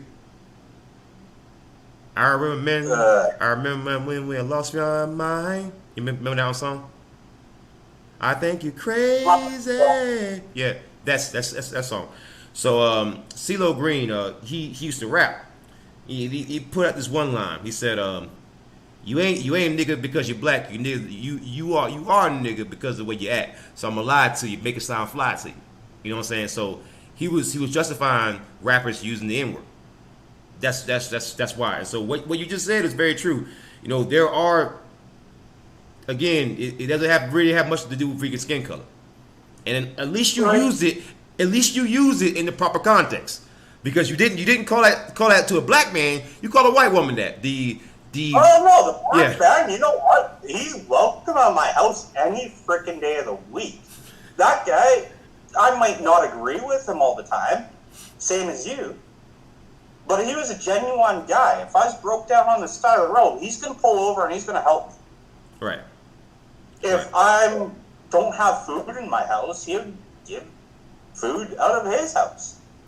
Right. Like, you know what? It had nothing to do with race. Like, when I used the word in the last minute and a half, it had nothing to do with race. The thing is the personality, the I don't know how to put it. I'm running out of fucking words. The mentality. Mentality would be a good one. Yeah. And there's a big difference too. Like I said earlier in the show, is I spent enough time in Denver and other large cities that I've seen the AKA quote unquote scum of the black community. The gangsters, the drug dealers. Hold on a second. Right. Yeah, I mean, I've definitely seen them too. I mean, again, the one thing that I want to make clear is that some people have this idea that because I criticize police officers, that I suddenly means that I think that every part of black community is a good thing. And I think that some people don't seem to realize how retarded that freaking sounds. You can maintain both positions. You can say, hey, I think police officers should change, and I can also say that, hey, I think O.J. Simpson is a piece of fucking shit. You know, I'm pro police. Yeah. Am I a piece of shit? No, I don't think that being pro police makes you a piece of shit. I do think that it does to some extent make you a status. You know, me. It's not hard to tell that I lean more libertarian. It's not hard to tell. Okay, actually, you know what? Here's the funny thing. You Yeah. said that you're more left than I am, and I'm more right than you are. But I think you actually might have that a little bit backwards. How so? Libertarian is a lot more right-leaning than what I stand for. Not necessarily. Libertarianism, in terms of what the Republican Party has turned it into, sure. The average libertarian out there is not really a libertarian. They're just a conservative who wants to pretend like they're a libertarian. Like, for example, John Francois, Gary P, Aiden Powden, you name it. Me. Hey, you can name that. I'm a conservative that values certain libertarian ideals. Right, and I think that where the libertarian movement gets into a problem with is that they can never seem to get forward because so many of their members are freaking confused. Most of their members aren't even libertarians. Most of them are just conservatives who just didn't like Trump. So it's like, again, the infiltration game was freaking strong. But back to the main point. No, I don't think you being pro-police makes you a bad person. I don't think that. And I don't think that you being anti-police makes you a bad person either. No, I think that the only thing that I do think is that, there's a reason why I feel the way I feel. If you notice in a lot of my videos, I open carry. Well, people on the right, a lot of times in my country, they'll always say, "Come and take it." Well, who do you think is going to come and take it? The cops. Well, when I was in your country, I ended up actually having a CCW. Right. I used to actually get made fun of because I had a pea shooter. Yeah. I had a little 22. I actually used to get made fun of by a bunch of rednecks in Wyoming. Yeah. Well, that's Wyoming, bro. Them boys go hunting. They got them AR-10s and shit. That's basically where I lived, was Wyoming. Yeah. Yeah, that is prime hunting country there, but they got them grizzlies there. Well, I used to get made fun of all the time because, you know what was on my hip? I went through, granted, the only reason why I got... You walked through Wyoming with a fucking 22. Yeah, I would have made fun of you too. I'm sorry. But the thing is, okay, these guys, and there were people that had 45s on their hip. Right. The reason why I chose 22 is because I could, out of that 15-round clip, I can get 10 on fucking center. Yeah. The recoil, you know what? They'd get like one or two that even hit a fucking target. You know what's funny? One of the biggest misconceptions about my country, about the basically when it comes to how Texas and how the North is seen, places like Wyoming, Washington State, and Vermont are more cowboy than Texas because you can't even really open carry in Texas. Like you can't open carry anything that you fucking want. In Washington State, you can open carry anything, and they've had that for far longer than goddamn Texas. So I had a buddy there in Pinedale. Do you know what he said? What?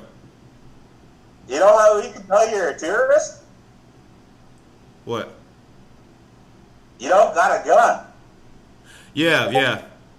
So someone asked the question on YouTube. So L McKay. So if you're anti-police, what's your suggestion? All right, that is a very, very loaded question. Well, it's also a really good question. It's a very loaded one though, because again, I'll be here all day. But let me give you a brief breakdown. My suggestion. Just personal. Hold on. Well, let me just go ahead and answer the question though. So my suggestion is, let's say I were to say that most politicians are lying, cheating scumbags, right?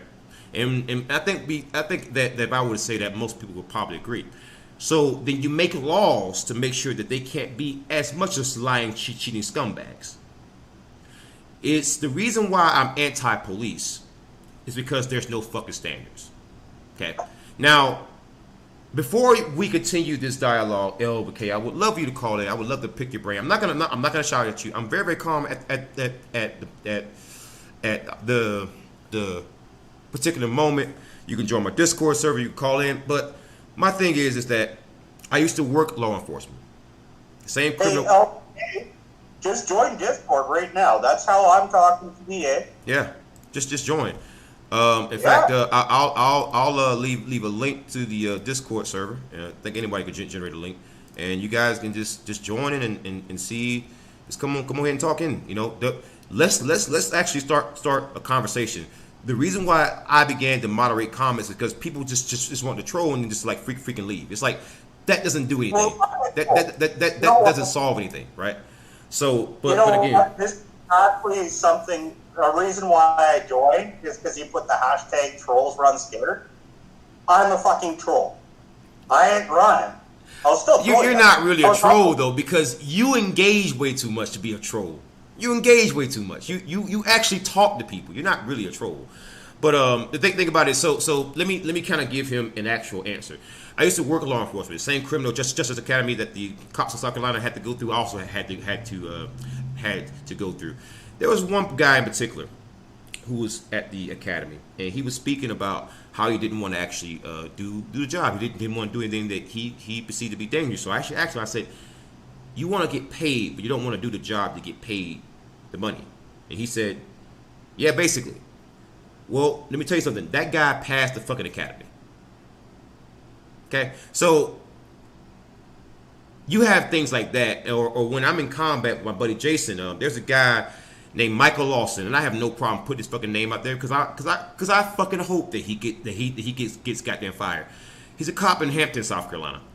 We are in combat, and this man tells me that he keeps an extra gun in his glove box in case he actually shoots someone. And mind you, the reason why I know that he's not lying, because at that time we were doing something that was far fucking crazier. We were in fucking combat. Why would you make that up when the thing that you're fucking doing is far crazier? Okay? My suggestion is simple. Let's have actual fucking standards for the police. I don't mind them being around if you had actual goddamn standards, but you don't. The vast majority of cops, vast majority of them, by the way, believe it or not, are overweight. According to the FBI, that study was done in 2015. Most cops are overweight. You don't think that it should be a goddamn standard? Most cops, basically enforce laws that have no goddamn victim. COVID-19, you have cops arresting mothers for having their children on goddamn playgrounds. You have cops arresting women for wearing a thong on a goddamn beach. You have cops arresting homeless people for sitting on a fucking park bench for too long. You have cops arresting people in 17 Republican states for smoking a goddamn joint. So no, when you have the so-called good apples watching that shit happen, they are not good apples. That's why I say every cop out there is not a good apple. If you at any point watch your fellow police officer arrest somebody for smoking a goddamn joint, you are a piece of shit. Well, what do you want them to do? Speak the fuck up. If you can shoot me, you can fucking goddamn talk. Oh, well, they can lose their job. Well, then lose your goddamn job then, bitch. Lose it. Have some fucking integrity. You know what? You said that you wanted a podcast. I am absolutely fucking gay. No. And so L McKay, I'm going to go and tell you one more time. L McKay, join the Discord server or call in. You see how you keep replying in the chat? Do you see the point of this show? It's for engagement. It's not for you just to keep leaving comments. Engage. Talk. Yeah. He said so he actually replied. He said, I think the amount of decent police officers far outweigh your idea of bad police officers. He completely disregarded what I just said. Do you see why I do things that I actually do?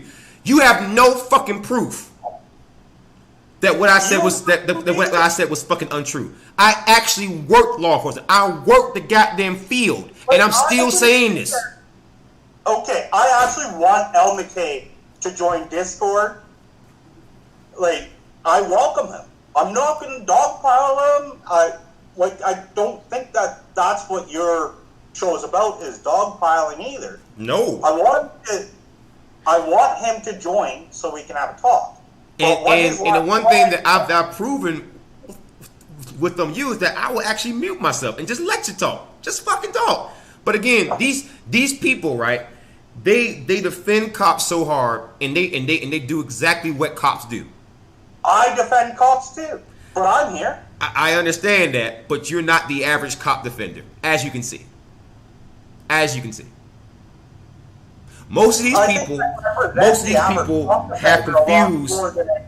I want you to hear something, right? Because they understand that police officers disproportionately target people of color, they have confused police officers being good with their hatred of black people. That's what I think it is. That's why you will notice that the right, who is by far the most racist, I'm sorry, yes, when it comes to racism in general, all sides have racism. That's true. When it comes to racism in general against black folks, it is the fucking right. Holy shit. And the most fucking racist against white people is the fucking left. Okay, but you are not disproving what I just said though. You're just saying something else different. It is well known. Even people on the right know this. Okay, even they know this.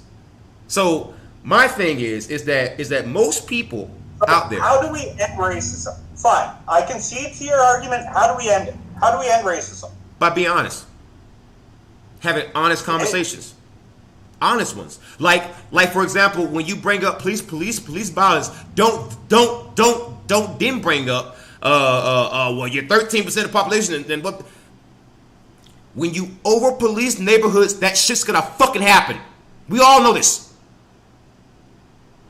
Well, you have to understand that racism goes two ways too. It goes two ways. I understand that, but we were not the people who threw the first punch.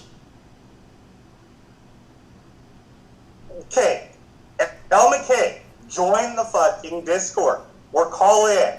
See, again, I'm about to moderate the fucking comments now. No, don't moderate. No, because I hate this, right? No, people do this, right, just so they can goddamn hide. They can just spew out bullshit without any kind of fucking evidence, without directly addressing the person that they're actually goddamn talking to. That's why they do this. Well, moderate when I'm not around.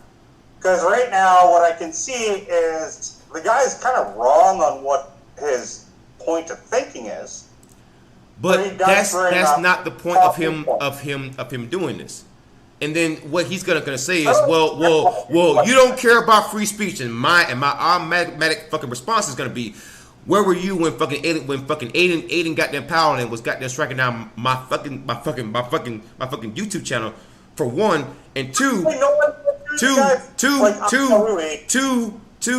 I'm not the government. So no, it is not a violation of your free speech rights when I moderate your goddamn comments. Especially if I give you the opportunity to even call in. I gave you a number to call in. I'm not hurting your free speech. I'm encouraging it at this point. And you still won't do it. Cowardice. Yeah. Cowardice. Wait, there might be actually a reason. He might be at work. Yeah, no. See, there we go.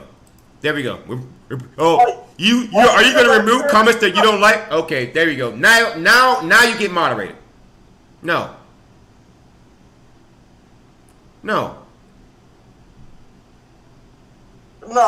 Hey. No. Don't delete. All of them. No, I gave you a phone number and a fucking Discord. A fucking Discord. No. Not on my chat will you do that shit. No, I'm going to force people. I'm going to force people to be brave. Be fucking brave. Be brave. Stop being a bitch.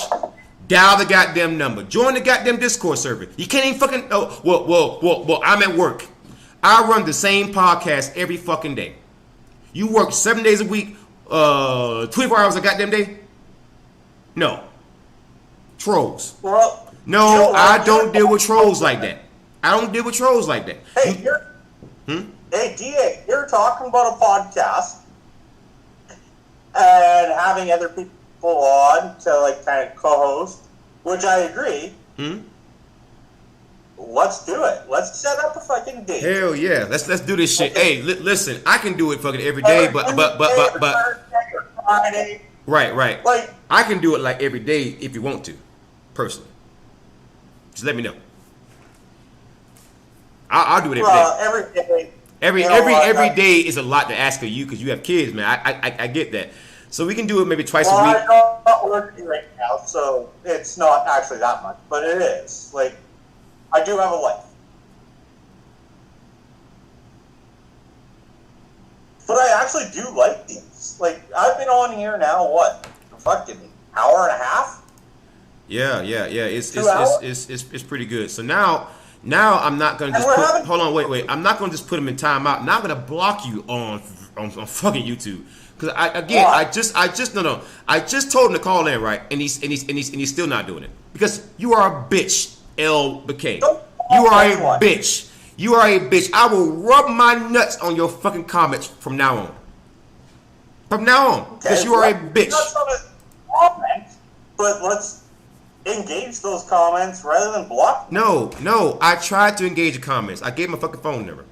And a goddamn Discord server. And if you can type the kind of shit that he just typed, he can goddamn call in. I don't know. All I see is message deleted. Yep. I don't see. I delete all of them. All of them. No. Yeah. No. Well, again. And I'm not up for silencing. I am up for moderation. Oh yes, I'm moderating, and I'm gonna tell people from now on, if you want to engage with me, call the goddamn number. I don't like texting. Sorry. I like talking. Well, how about this? I'll read your chat when I'm here. Okay, sure. I'll read the text, and that way you don't have to worry about it. Yeah, because I just I hate cowardice. I hate cowardice, man. Just fucking engage the goddamn person. Stop being a bitch. Okay, well, through text there can be engagement. There is no engagement there. There is no engagement. No, stop it. There is no engagement there. Yeah, he has no excuse. He has no excuse. None. You gave me a wrench. Ignore the YouTube chat. I'll moderate it. Mm-hmm. If there's hate speech or like, I don't actually. No, I'm gonna say the rule of the show is the point of the show is engagement. If you're gonna just sit there and just leave chats the whole time, that's fine. But when I call you out personally and I say call in, and you don't do it, you are not fitting the point of the show. What I saw him saying wasn't hateful. It wasn't. I understand that. I understand that. But what I'm saying is, you know what? I'm now El McKay. Okay. Mm-hmm. If El McKay freaking wants to leave another chat, we'll pretend I'm El McKay. Okay. And if El McKay has any reason thinking that I'm misrepresenting himself, he can either suck his own dick or he can actually join. Well, he's not going to. The point of him doing this is to be a troll. He's not here to actually engage, man. Do you understand that? He's not here to actually engage. So I think we spent far too much time on this one idiot. You know, I think we're gonna move on. Anyways, back to the video that I was talking about. So when it comes to that one video reaction that I just did, I'm very curious as to this guy's views. I want to see like more of his material because, you know, it was not what I had expected. I will be honest. You know. Hey, he's not the only one either. Like, how about this? I think you're actually awesome at the reviewing. Yeah. You saw how I did before. I just shut up and I let you listen to music. Yeah, it was pretty interesting. I like the beat, man. It was a pretty good song. I gotta say, it sounded pretty good. It was I would say I could see why he's gotten so many subscribers. He has talent. Clearly, I'm not going to agree with everything that he has to say. Clearly, I'm not. But I will say I'm very, very intrigued by this because I did not even.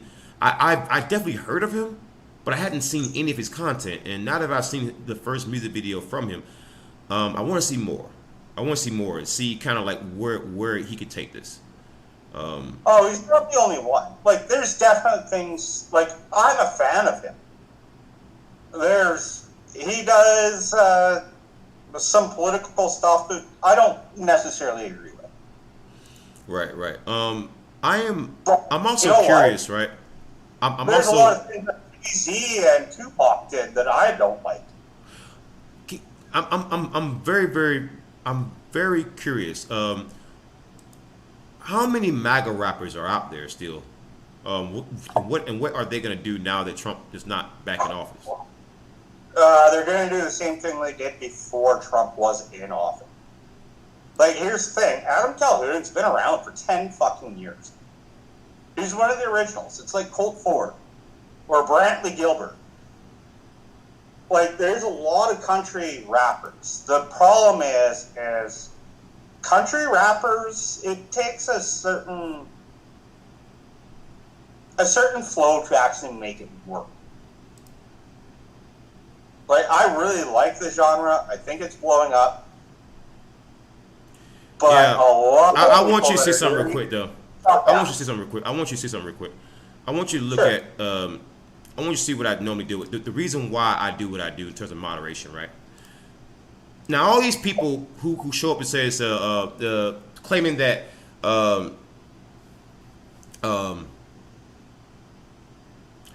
that the rioters were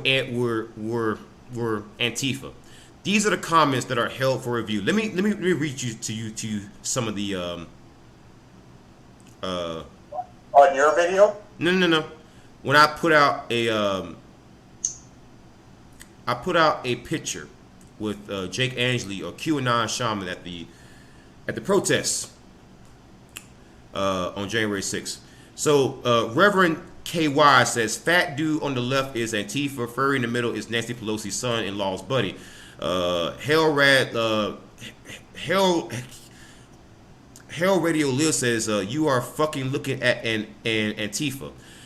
Boris Mistral says the Viking dude is a professional protester. There are images of him with BLM. The bitter dude in yellow, look at his hat, a hammer and sickle tattoo. Definitely a Trump supporter. No, he wasn't a Trump supporter. He was a Trump supporter. You want to know how I know that the other guy with the fucking name tag on him, the other guy like directly next to him, he wore his work name tag, and an independent journalist reached out to me on Twitter who knows about him and gave me his fucking name. I went to his fucking social media page. I went to all of their social media pages. They're all Trump voters. Stop it. Well, here's the thing. Stop it. This is something I can... Hey, no, don't tell me to fucking stop it. Let me finish. Were there Antifa that also instigated the riot? Yeah. Were most of the rioters Antifa? No. There were no Antifa from what I saw who instigated that riot. The only thing that instigated the riot, because again, when you say instigate the riot, we have to look at who started the riot. It was not Antifa. Was there maybe one or two Antifa guys there? Sure. But bringing that up is fucking stupid. It's fucking irrelevant. I don't agree with the whole riot. I don't agree with the taking over the Capitol. There is no point in you bringing up one or two Antifa guys.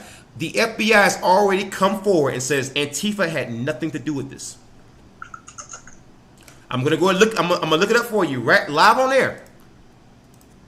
FBI says no Antifa involved. Wait. No. Let's go look at this right now. Let's look at it right now. There's no Trump supporters that fucking burnt down Portland. But bottom line is, based on the evidence that we have, you have no evidence saying otherwise. Unless you show me pictures, names, something. Show me something. Hey, DA, let's go at this. Then let's... Hold on, wait. Wait. I'm live on air. FBI says there is no indication that Antifa took part in U.S. Capitol riot.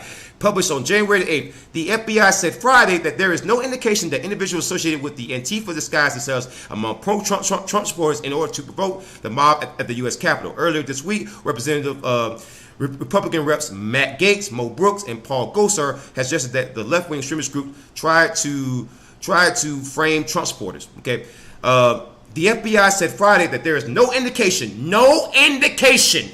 So unless you're saying otherwise, show me fucking evidence that individuals associated with Antifa disguised themselves as pro-Trump supporters in order to provoke the mob at the U.S. Capitol, a claim repeated by several Republican lawmakers. When asked if the FBI had uncovered such efforts, Assistant Director of the entire FBI, Stephen D'Antonio, told reporters on the call, "We have no indication of that at this time." Unless you give me a direct statement from the FBI or something, some pictures, some evidence, that's what I'm going with. And that is not just been said by the FBI, but also by the U.S. Capitol Police, the DC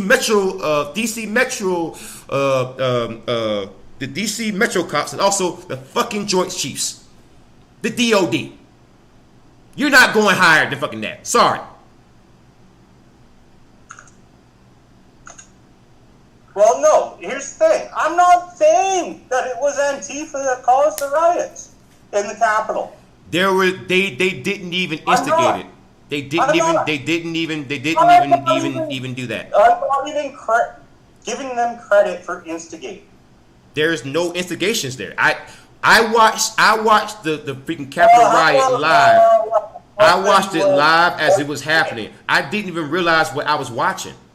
All right, yeah, so see. Portland, hey, 6 months ago, Portland, CNN and MSNBC said that it was right wing that instigated the riots. There's just as much evidence on both sides. But that's not true. I do blame the left for Portland, Seattle riots. That's okay. There is no right wing people who instigated a riot in freaking Portland. That was mostly the left. Okay, that's fine.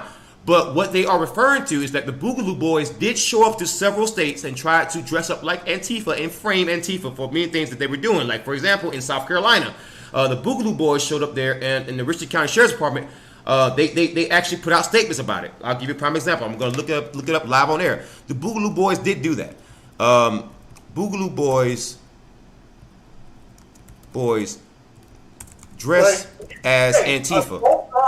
Whether it's a left or a right riot, you have people saying, burn it down, which are on the opposite side.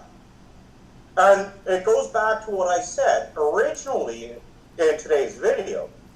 You know what? There's people that I don't think the ones that are sitting there just shaking a fist and saying, stand, are the ones fucking burning down the cities. I think there's a certain level of people that are so fucking bored with their own life, they just want to burn down the city. Yeah, so this right here is in I believe this is Richland. This is Richmond, Virginia. So police chief believes Antifa Boogaloo Boys were at Richmond riot. Again, so what the Boogaloo Boys have been doing, because I've been doing reaction videos to these guys like for like a freaking while.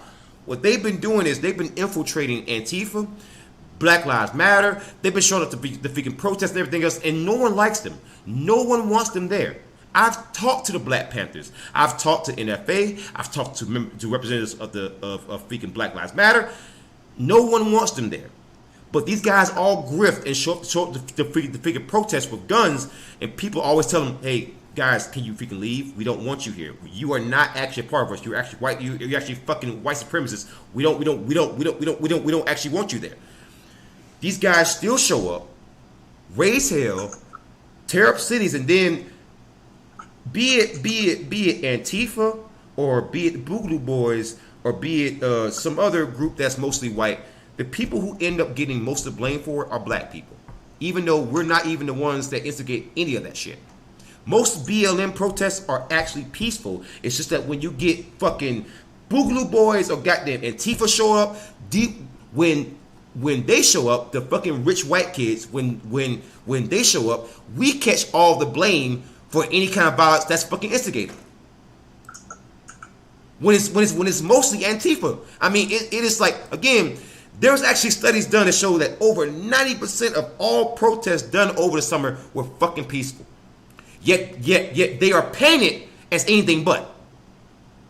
Why is that? Because whenever Antifa shows up, or the Boogaloo Boys, we catch all the blame for it. Guess what? Here's the deal. As somebody that you describe as being a rightist, which would be me, when I think of Antifa, I don't think of black people. Right. I think that I hold a majority, like, I don't know, but I believe that I actually hold the majority view of Antifa as a bunch of rich white kids that are just fucking frustrated. I mean, I would definitely agree with that. You know what? El McKay. Yeah, told you. Brings up a straw man here. No, I'm good. I'm going to answer him. I answer him in the chat and everything else. You do realize BLM want to defund the police and boycott white businesses. Yes, I do. You also realize that there's a certain part of the society that still wants segregation and not to have to serve any fucking black people. And the majority of the people that want to defund the police, quote unquote, defund the police, are fucking white hipster fucking douchebags. They aren't even black. Exactly. And we, like, you're a black man, I'm a white man. Can we actually point this? I don't want to take all the money from the goddamn cops. I never once said defund the police. What I said was defund the police is not what you think it means. That's all I said. So again, I love it. I love it when closet racists. Again, I bet you if you go on his fucking social media, you will find race realism bullshit. You'll find they'll find a bunch of freaking bullshit, right? I guarantee you, if you go on his goddamn on his personal social media pages, that's what you'll find. All right. My thing is that I have an issue when people bring up things about BLM that aren't true. If you're gonna criticize them, bring up something that's actually legitimate. Like when I criticized them, I brought up the whole fact of their freaking website where they were excluding black fathers or the freaking communism shit. If you're gonna criticize them, bring up something fucking legitimate. Don't bring up something stupid like, oh, BLM wants to defund the police. That is not, defund the police is not what you fucking think it is. It means restructuring. I might be a little off on your description of defund the police because I'm against defund the police. Okay. But at the same time, did you actually block El McKay or? Because I tried adding him in the YouTube chat and it doesn't show up. I unblocked him. He's still I'm a fucking white motherfucker. He's still. You know what? All right, that's it. All right, we're done. El McKay, sorry, I tried. Nah, I tried to be El McKay's friend here, but no. No, sorry. Yeah, sorry. But We're again, answering the questions that he's bringing up, and then he tries to say we're not answering the questions. No, that's not how it works. I'm open for all engagement, even if it's only text. But let's do some constructive engagement, not just trolling. I told you that's why I do. That's why I run things the way that I freaking run it, because I can just sense it. I could just tell he wasn't gonna actually engage or anything. He's just gonna control. Well, the thing is, all engagement's better engagement. Right? Yeah, I understand that. That's cool. But again, if he's like an actual troll, what he's gonna do is that he's gonna actually return with a fucking sock, right? He was a straw man troll. He was a straw man troll. Right. He wants to. No, again, he's gonna come back tomorrow, and then the day after that, under a fucking sock. See, that's why I do that. Because again, I know that they're just gonna come back. Trolls are gonna act like trolls. They don't just go away because you moderate one goddamn account. They're gonna come back. I have no issue. And the best part about that, so troll lives matter. But at the same time, if you're gonna be a troll and you're gonna try and be all fucking smart ass, how about you just be smarter than the host? Yeah, but the other thing I want to kind of bring up about defund the police. So let me explain to you like what that roughly is. All right, so they could word it better. They don't literally mean defund the police as in don't get the cops any fucking money. That's not what they mean. Except that's what's happening. What they mean is that's not what's happening. That's no. least I live in Washington State, whereas the biggest defund the police movement was right here, and our cops are still fucking funded. It's not true. Don't believe everything that you fucking hear. I also went down to California, to fucking LA. They're not defunding they're all that goddamn cops. What's actually happening? What's actually happening is it was a poor choice of words. Had they say restructured the police, it would have made a lot more sense. That's what they're after. A lot more people. I as a what you describe as a raid. I believe in restructuring the police. I think that there should be. Yeah, that's what they're saying. Again, they're fucking retarded. They don't understand how shit sounds. Like DM Cosmic Chaos is saying on YouTube, defund is a bad slogan, but it's to get people in their feelings. It's to get attention. I get the point. I know why BLM went with that. I get it because again, it got your attention. It got you fucking talking. I get it. I get it, but defund the police sounds so bad. It sounds bad. Right? Like, okay, here's a pro cop channel that I follow. I follow Donut Operator. Oh god, I hate that guy. Fucking hate him. I can't watch a single goddamn video. I used to be fucking subscribed to him. He makes me physically fucking sick. I like a lot of his breakdowns and everything else. I don't agree with everything. He's a fucking bootlegger. But I like him. Well, he was a cop. Yeah. Like, it is what it is. I mean, I was a soldier and a fucking correctional officer. I'm not a fucking bootlegger. Okay, how about angry cops? Yes. You ever follow him? Huh? You ever follow Angry Cop? I have not. I have watched Donut Operator. I have watched Braden Tatum. I've watched a lot of. I mean, most every cop dick sucking channel out there. I've seen it.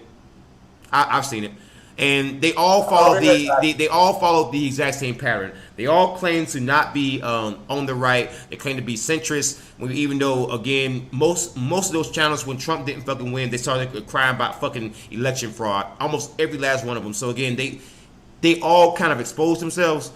But the one thing that I know about those channels is that they are designed for boomers who just don't like black people. Because if you go to their fucking comment section, right, you'll see 13%, 50% of violent crime shit, race realism. You'll see the most racist bullshit. And you think to myself, there's no way you don't see these comments. You know they exist. So you kind of have to know what your audience is. And yet you put out this content. And you know what? Here's an issue that I can see. You're going to hate me for this comment. Go ahead. I understand. But you're so fixated on left versus right. Not because I actually believe in it, but because that's the only language that people speak like these days. The left-right dichotomy is fucking bullshit. But if that's the only language that you speak. Okay, here's the deal. Earlier in this video, we both agreed that we're centrists, right? Is that a fact, right? Or is that right? But I wasn't referring to you like on the right, like just now. I was just talking about like I'll tell you right now, and fuck, YouTube can blow me up. I think that I represent the majority of the right here. No. No, like the actual majority, not the majority on YouTube, not the majority that you think. I think. I come from one of the most reddest states out there. No, I would say 45% of the right is like you. The other 55% either doesn't like certain people or has biases against certain people and wants to pretend like they don't have it. And the one thing that I'm done doing is pretending like the right doesn't have a serious problem with goddamn race. I understand the fucking left does, but the problem with the fucking left is that the left is honest about it. They will flat out say we don't like white people. They'll flat out say it, but the right will not just come out and say we don't like black people. Even though it's fucking obvious. Even though if you were to ask the average black person in America right now, if you were to ask the average black person in America, what do they think of the Republican Party right now? In this moment, do you think the majority of the Republican Party is racist? I guarantee you, I bet you money, most of them will say yes. Do you believe that the majority of the Democrat Party is racist? Yes. I think you're on a minority scale on that. I think that most people are racist. You I do as well. You never asked me I state that I'm not racist, right? Right. Yeah, I'm not racist. Oh, I know I have. I may not be like some kind of like hardcore goddamn Klan member, but I know that I have definitely engaged in racial stereotypes in my lifetime. I know I've done that. I'm honest like that. I'm not gonna fucking lie to you. In this same video that we're talking about, right? And you know what? There's certain times where I'd have that self-realization. Yeah. None of us are openly burning crosses in each other's fucking yard. Right. But I just hate it when you get black people who fucking lie about it, right? It's like, yeah, like if you don't like black, if you don't like white people, then maybe work on that, man. Maybe work on that, you know? Hey, you know what? Hold on here, DA. Right. Take it from a white person. Right now, I'm on your show, everything else. You go on to Discord or Twitter, right now, and tell everybody how much of a racist I am, and I hate black people. And you know what? One of my defenses is, hey, you know what? I have black friends. All of a sudden, that's racist. It's like, no, I can kind of explain that one. I can explain that one, right? Because the reason why that doesn't work is Candace Owens. That's the reason why it doesn't work. Because then the question becomes, well, who's this fucking black friend? Because we have a saying in the black community, not all skin folk are kinfolk. Okay, you know there were also house Negroes too. Yeah. And you realize if we were to have that saying on the right, we're racist. Yeah, but the context matters though. In the same context. It depends on what you say. If you call somebody like white trash or race traitor, I mean, I don't think anybody's gonna really care. I mean, I know there are some black people who are gonna care. It's gonna make a big deal, but race traitor stuff like that, I mean, it doesn't really hit as hard as it used to. But if you were to say shit like, "Oh, you like a nigger lover," or you like freaking Jews, yeah, you might get some fucking pushback. There's no question about that. But I mean, I actually there are some, but the vast majority of black people I do not like, black women in my age group and everything else, I don't find attractive. I personally they're not my turn on. I don't like their body type. I don't like physical features. Right.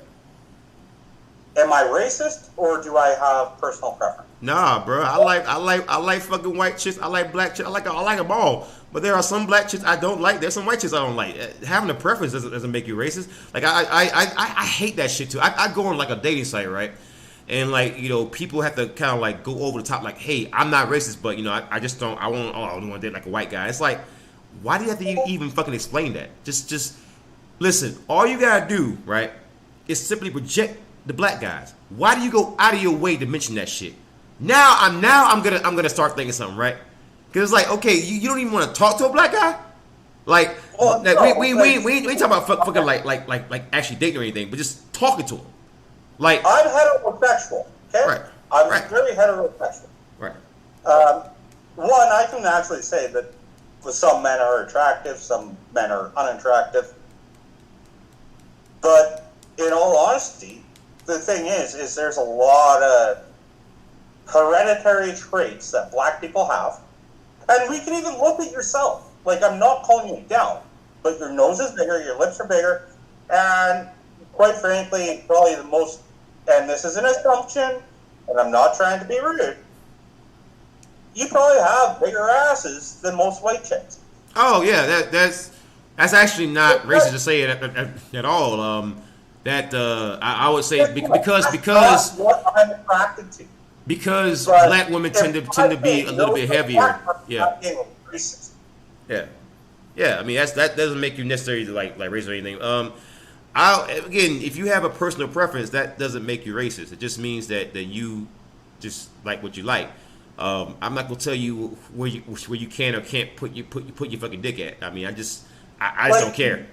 As always. Do what you want, bro. I find her pretty attractive. Right. Personally, I don't have like an actual preference. If it's good. Not liking white people's features, that's all good. For me, not liking black people's features, and we're talking in generalization, I'm racist. It depends on how you're saying it. Now, there are some people who are just gonna call you racist no matter what you do. And that's just again, you're gonna have to accept it. The same way that I have to accept no matter what I do. There's gonna be some people out there who just don't like it. I just nothing that you can do to change that. But how are you saying it? I guess. Well, the thing is I can't even feel comfortable saying. I mean, maybe we can work on that, a little bit later. Because I've seen a lot of white people say that, and no one loses their shit over it. Well, no. Here's the thing. Like, I knew you back years ago. I never used to have any issues saying the N-word. I don't care. I've never cared. But I've never actually used that word as a slur. I've never did. I've always taken the same context. If that's what you got, if that's your winning argument is to comment on that, you've lost the argument. Right. Well, the thing that I want to actually explain to you though is that I may be not caring, but please don't go around town doing that shit. Please keep your fucking teeth, okay? Please keep your damn teeth, okay? Please. Hey, I agree with you. It can be a couple years to clue into social norms. I'm thinking about like a decade, like maybe like a decade, maybe like a little less. The word won't have as much power. But right now I would not suggest you go around a group of black people doing that shit because no. Not all black folk, because again, there's an anger in the black community. Wait, what was that? A hashtag not all? Yeah, I said I would not suggest you go off doing that because I can't guarantee your safety. That's what I'm saying. I can't guarantee your safety. So that's the thing that brought me into where, you know what, I will say the N-word rather than the actual word now. Which is kind of silly to me, that like everyone does that, right? Because you are still pointing out nigger because you're saying N-word. You're still pointing it out. So it's like what's the point in you bringing it up if you're just gonna point it out anyways? I mean, it's just I don't know. Actually, here's the thing: is I was over at a friend's place this past summer, right? we're having a barbecue. The next door neighbors are straight out of Trinidad. Right. Like, they make you look like a light-skinned person. Right. They're great fucking people. I value that they call me a friend. Right. By the way, DM. Hold on, wait. DM Cosmic Chaos. I went ahead and gave you a wrench, man. Long time viewer. He's been subscribing me for like forever. So I want to go ahead and give that onto him. But go ahead and continue. Apparently, I'm weird. Yeah. Bomber Fox. Also, you get a wrench too. There you go. All right. So again, we have a Vert, like in the same group of friends. We have a Virtue signaling friend. Right. So this is Fed or Not. He's from Canada. He's a pretty cool guy, single dad. He has very, very interesting opinions. I argue with freaking Futter a lot. He argues back with me. But I'm thinking about bringing him on as a co-host. Actually, I need a co-host because this show is expanding, and a lot of people are watching. A lot of people tune in. A lot of people leave comments. So I gotta try to actually expand it and make it a little bit more professional. I'm getting in some brand new equipment, brand new desktop. It's gonna be pretty fun. But anyways, I don't think you need a new computer. Huh? I don't think you need a new computer. I definitely do. I'm sus. No, I've known Futternot for about. Playing Among Us too, so I know what sus means. Yeah. I've known Futternot for about how many years now? Wait, 5, 6 years? Yeah. I've known for a while now. When was Reggie's server big? 6 years ago. We were both in there before he dropped the wall. Yeah, that was like 2014, I want to say. Long time ago. Yeah. God, that's a long time. Jeez, man, that's a long time ago. But yeah, I don't necessarily like all your opinions, and you don't necessarily like all of my opinions. Here's the thing, though. But props, we can still be friends. Hell yeah, because you my boy, man. But hey, Ferdinand, I gotta close the show out. I want to continue the conversation after the show. The show is carried on far too long. After the show? A little bit, but yes. Right. Hey guys. I might up with you with a lot of things that I'm not going to say on here. Okay, cool. All right, guys. Hey, thank you for tuning in the show. I want to thank you all for tuning in. Follow me on social media, Mr. Devil's Advocate, and also I'm on D Live with that particular handle, and also on Trovo. Devil's Advocate on YouTube, Fuse Painter 86 on Twitch, the Devil's Advocate channel on Facebook, also Devil's Advocate on Twitter. Again, if you anticipate the show, call in 253-203-6784. Again, number to call in 253-203-6784.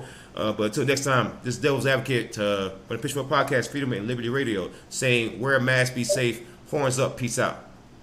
All right, guys. And by the way, guys, whatever you do, don't give a single Canadian maple syrup. It makes them crazy. Oh my God. Horns up, peace out.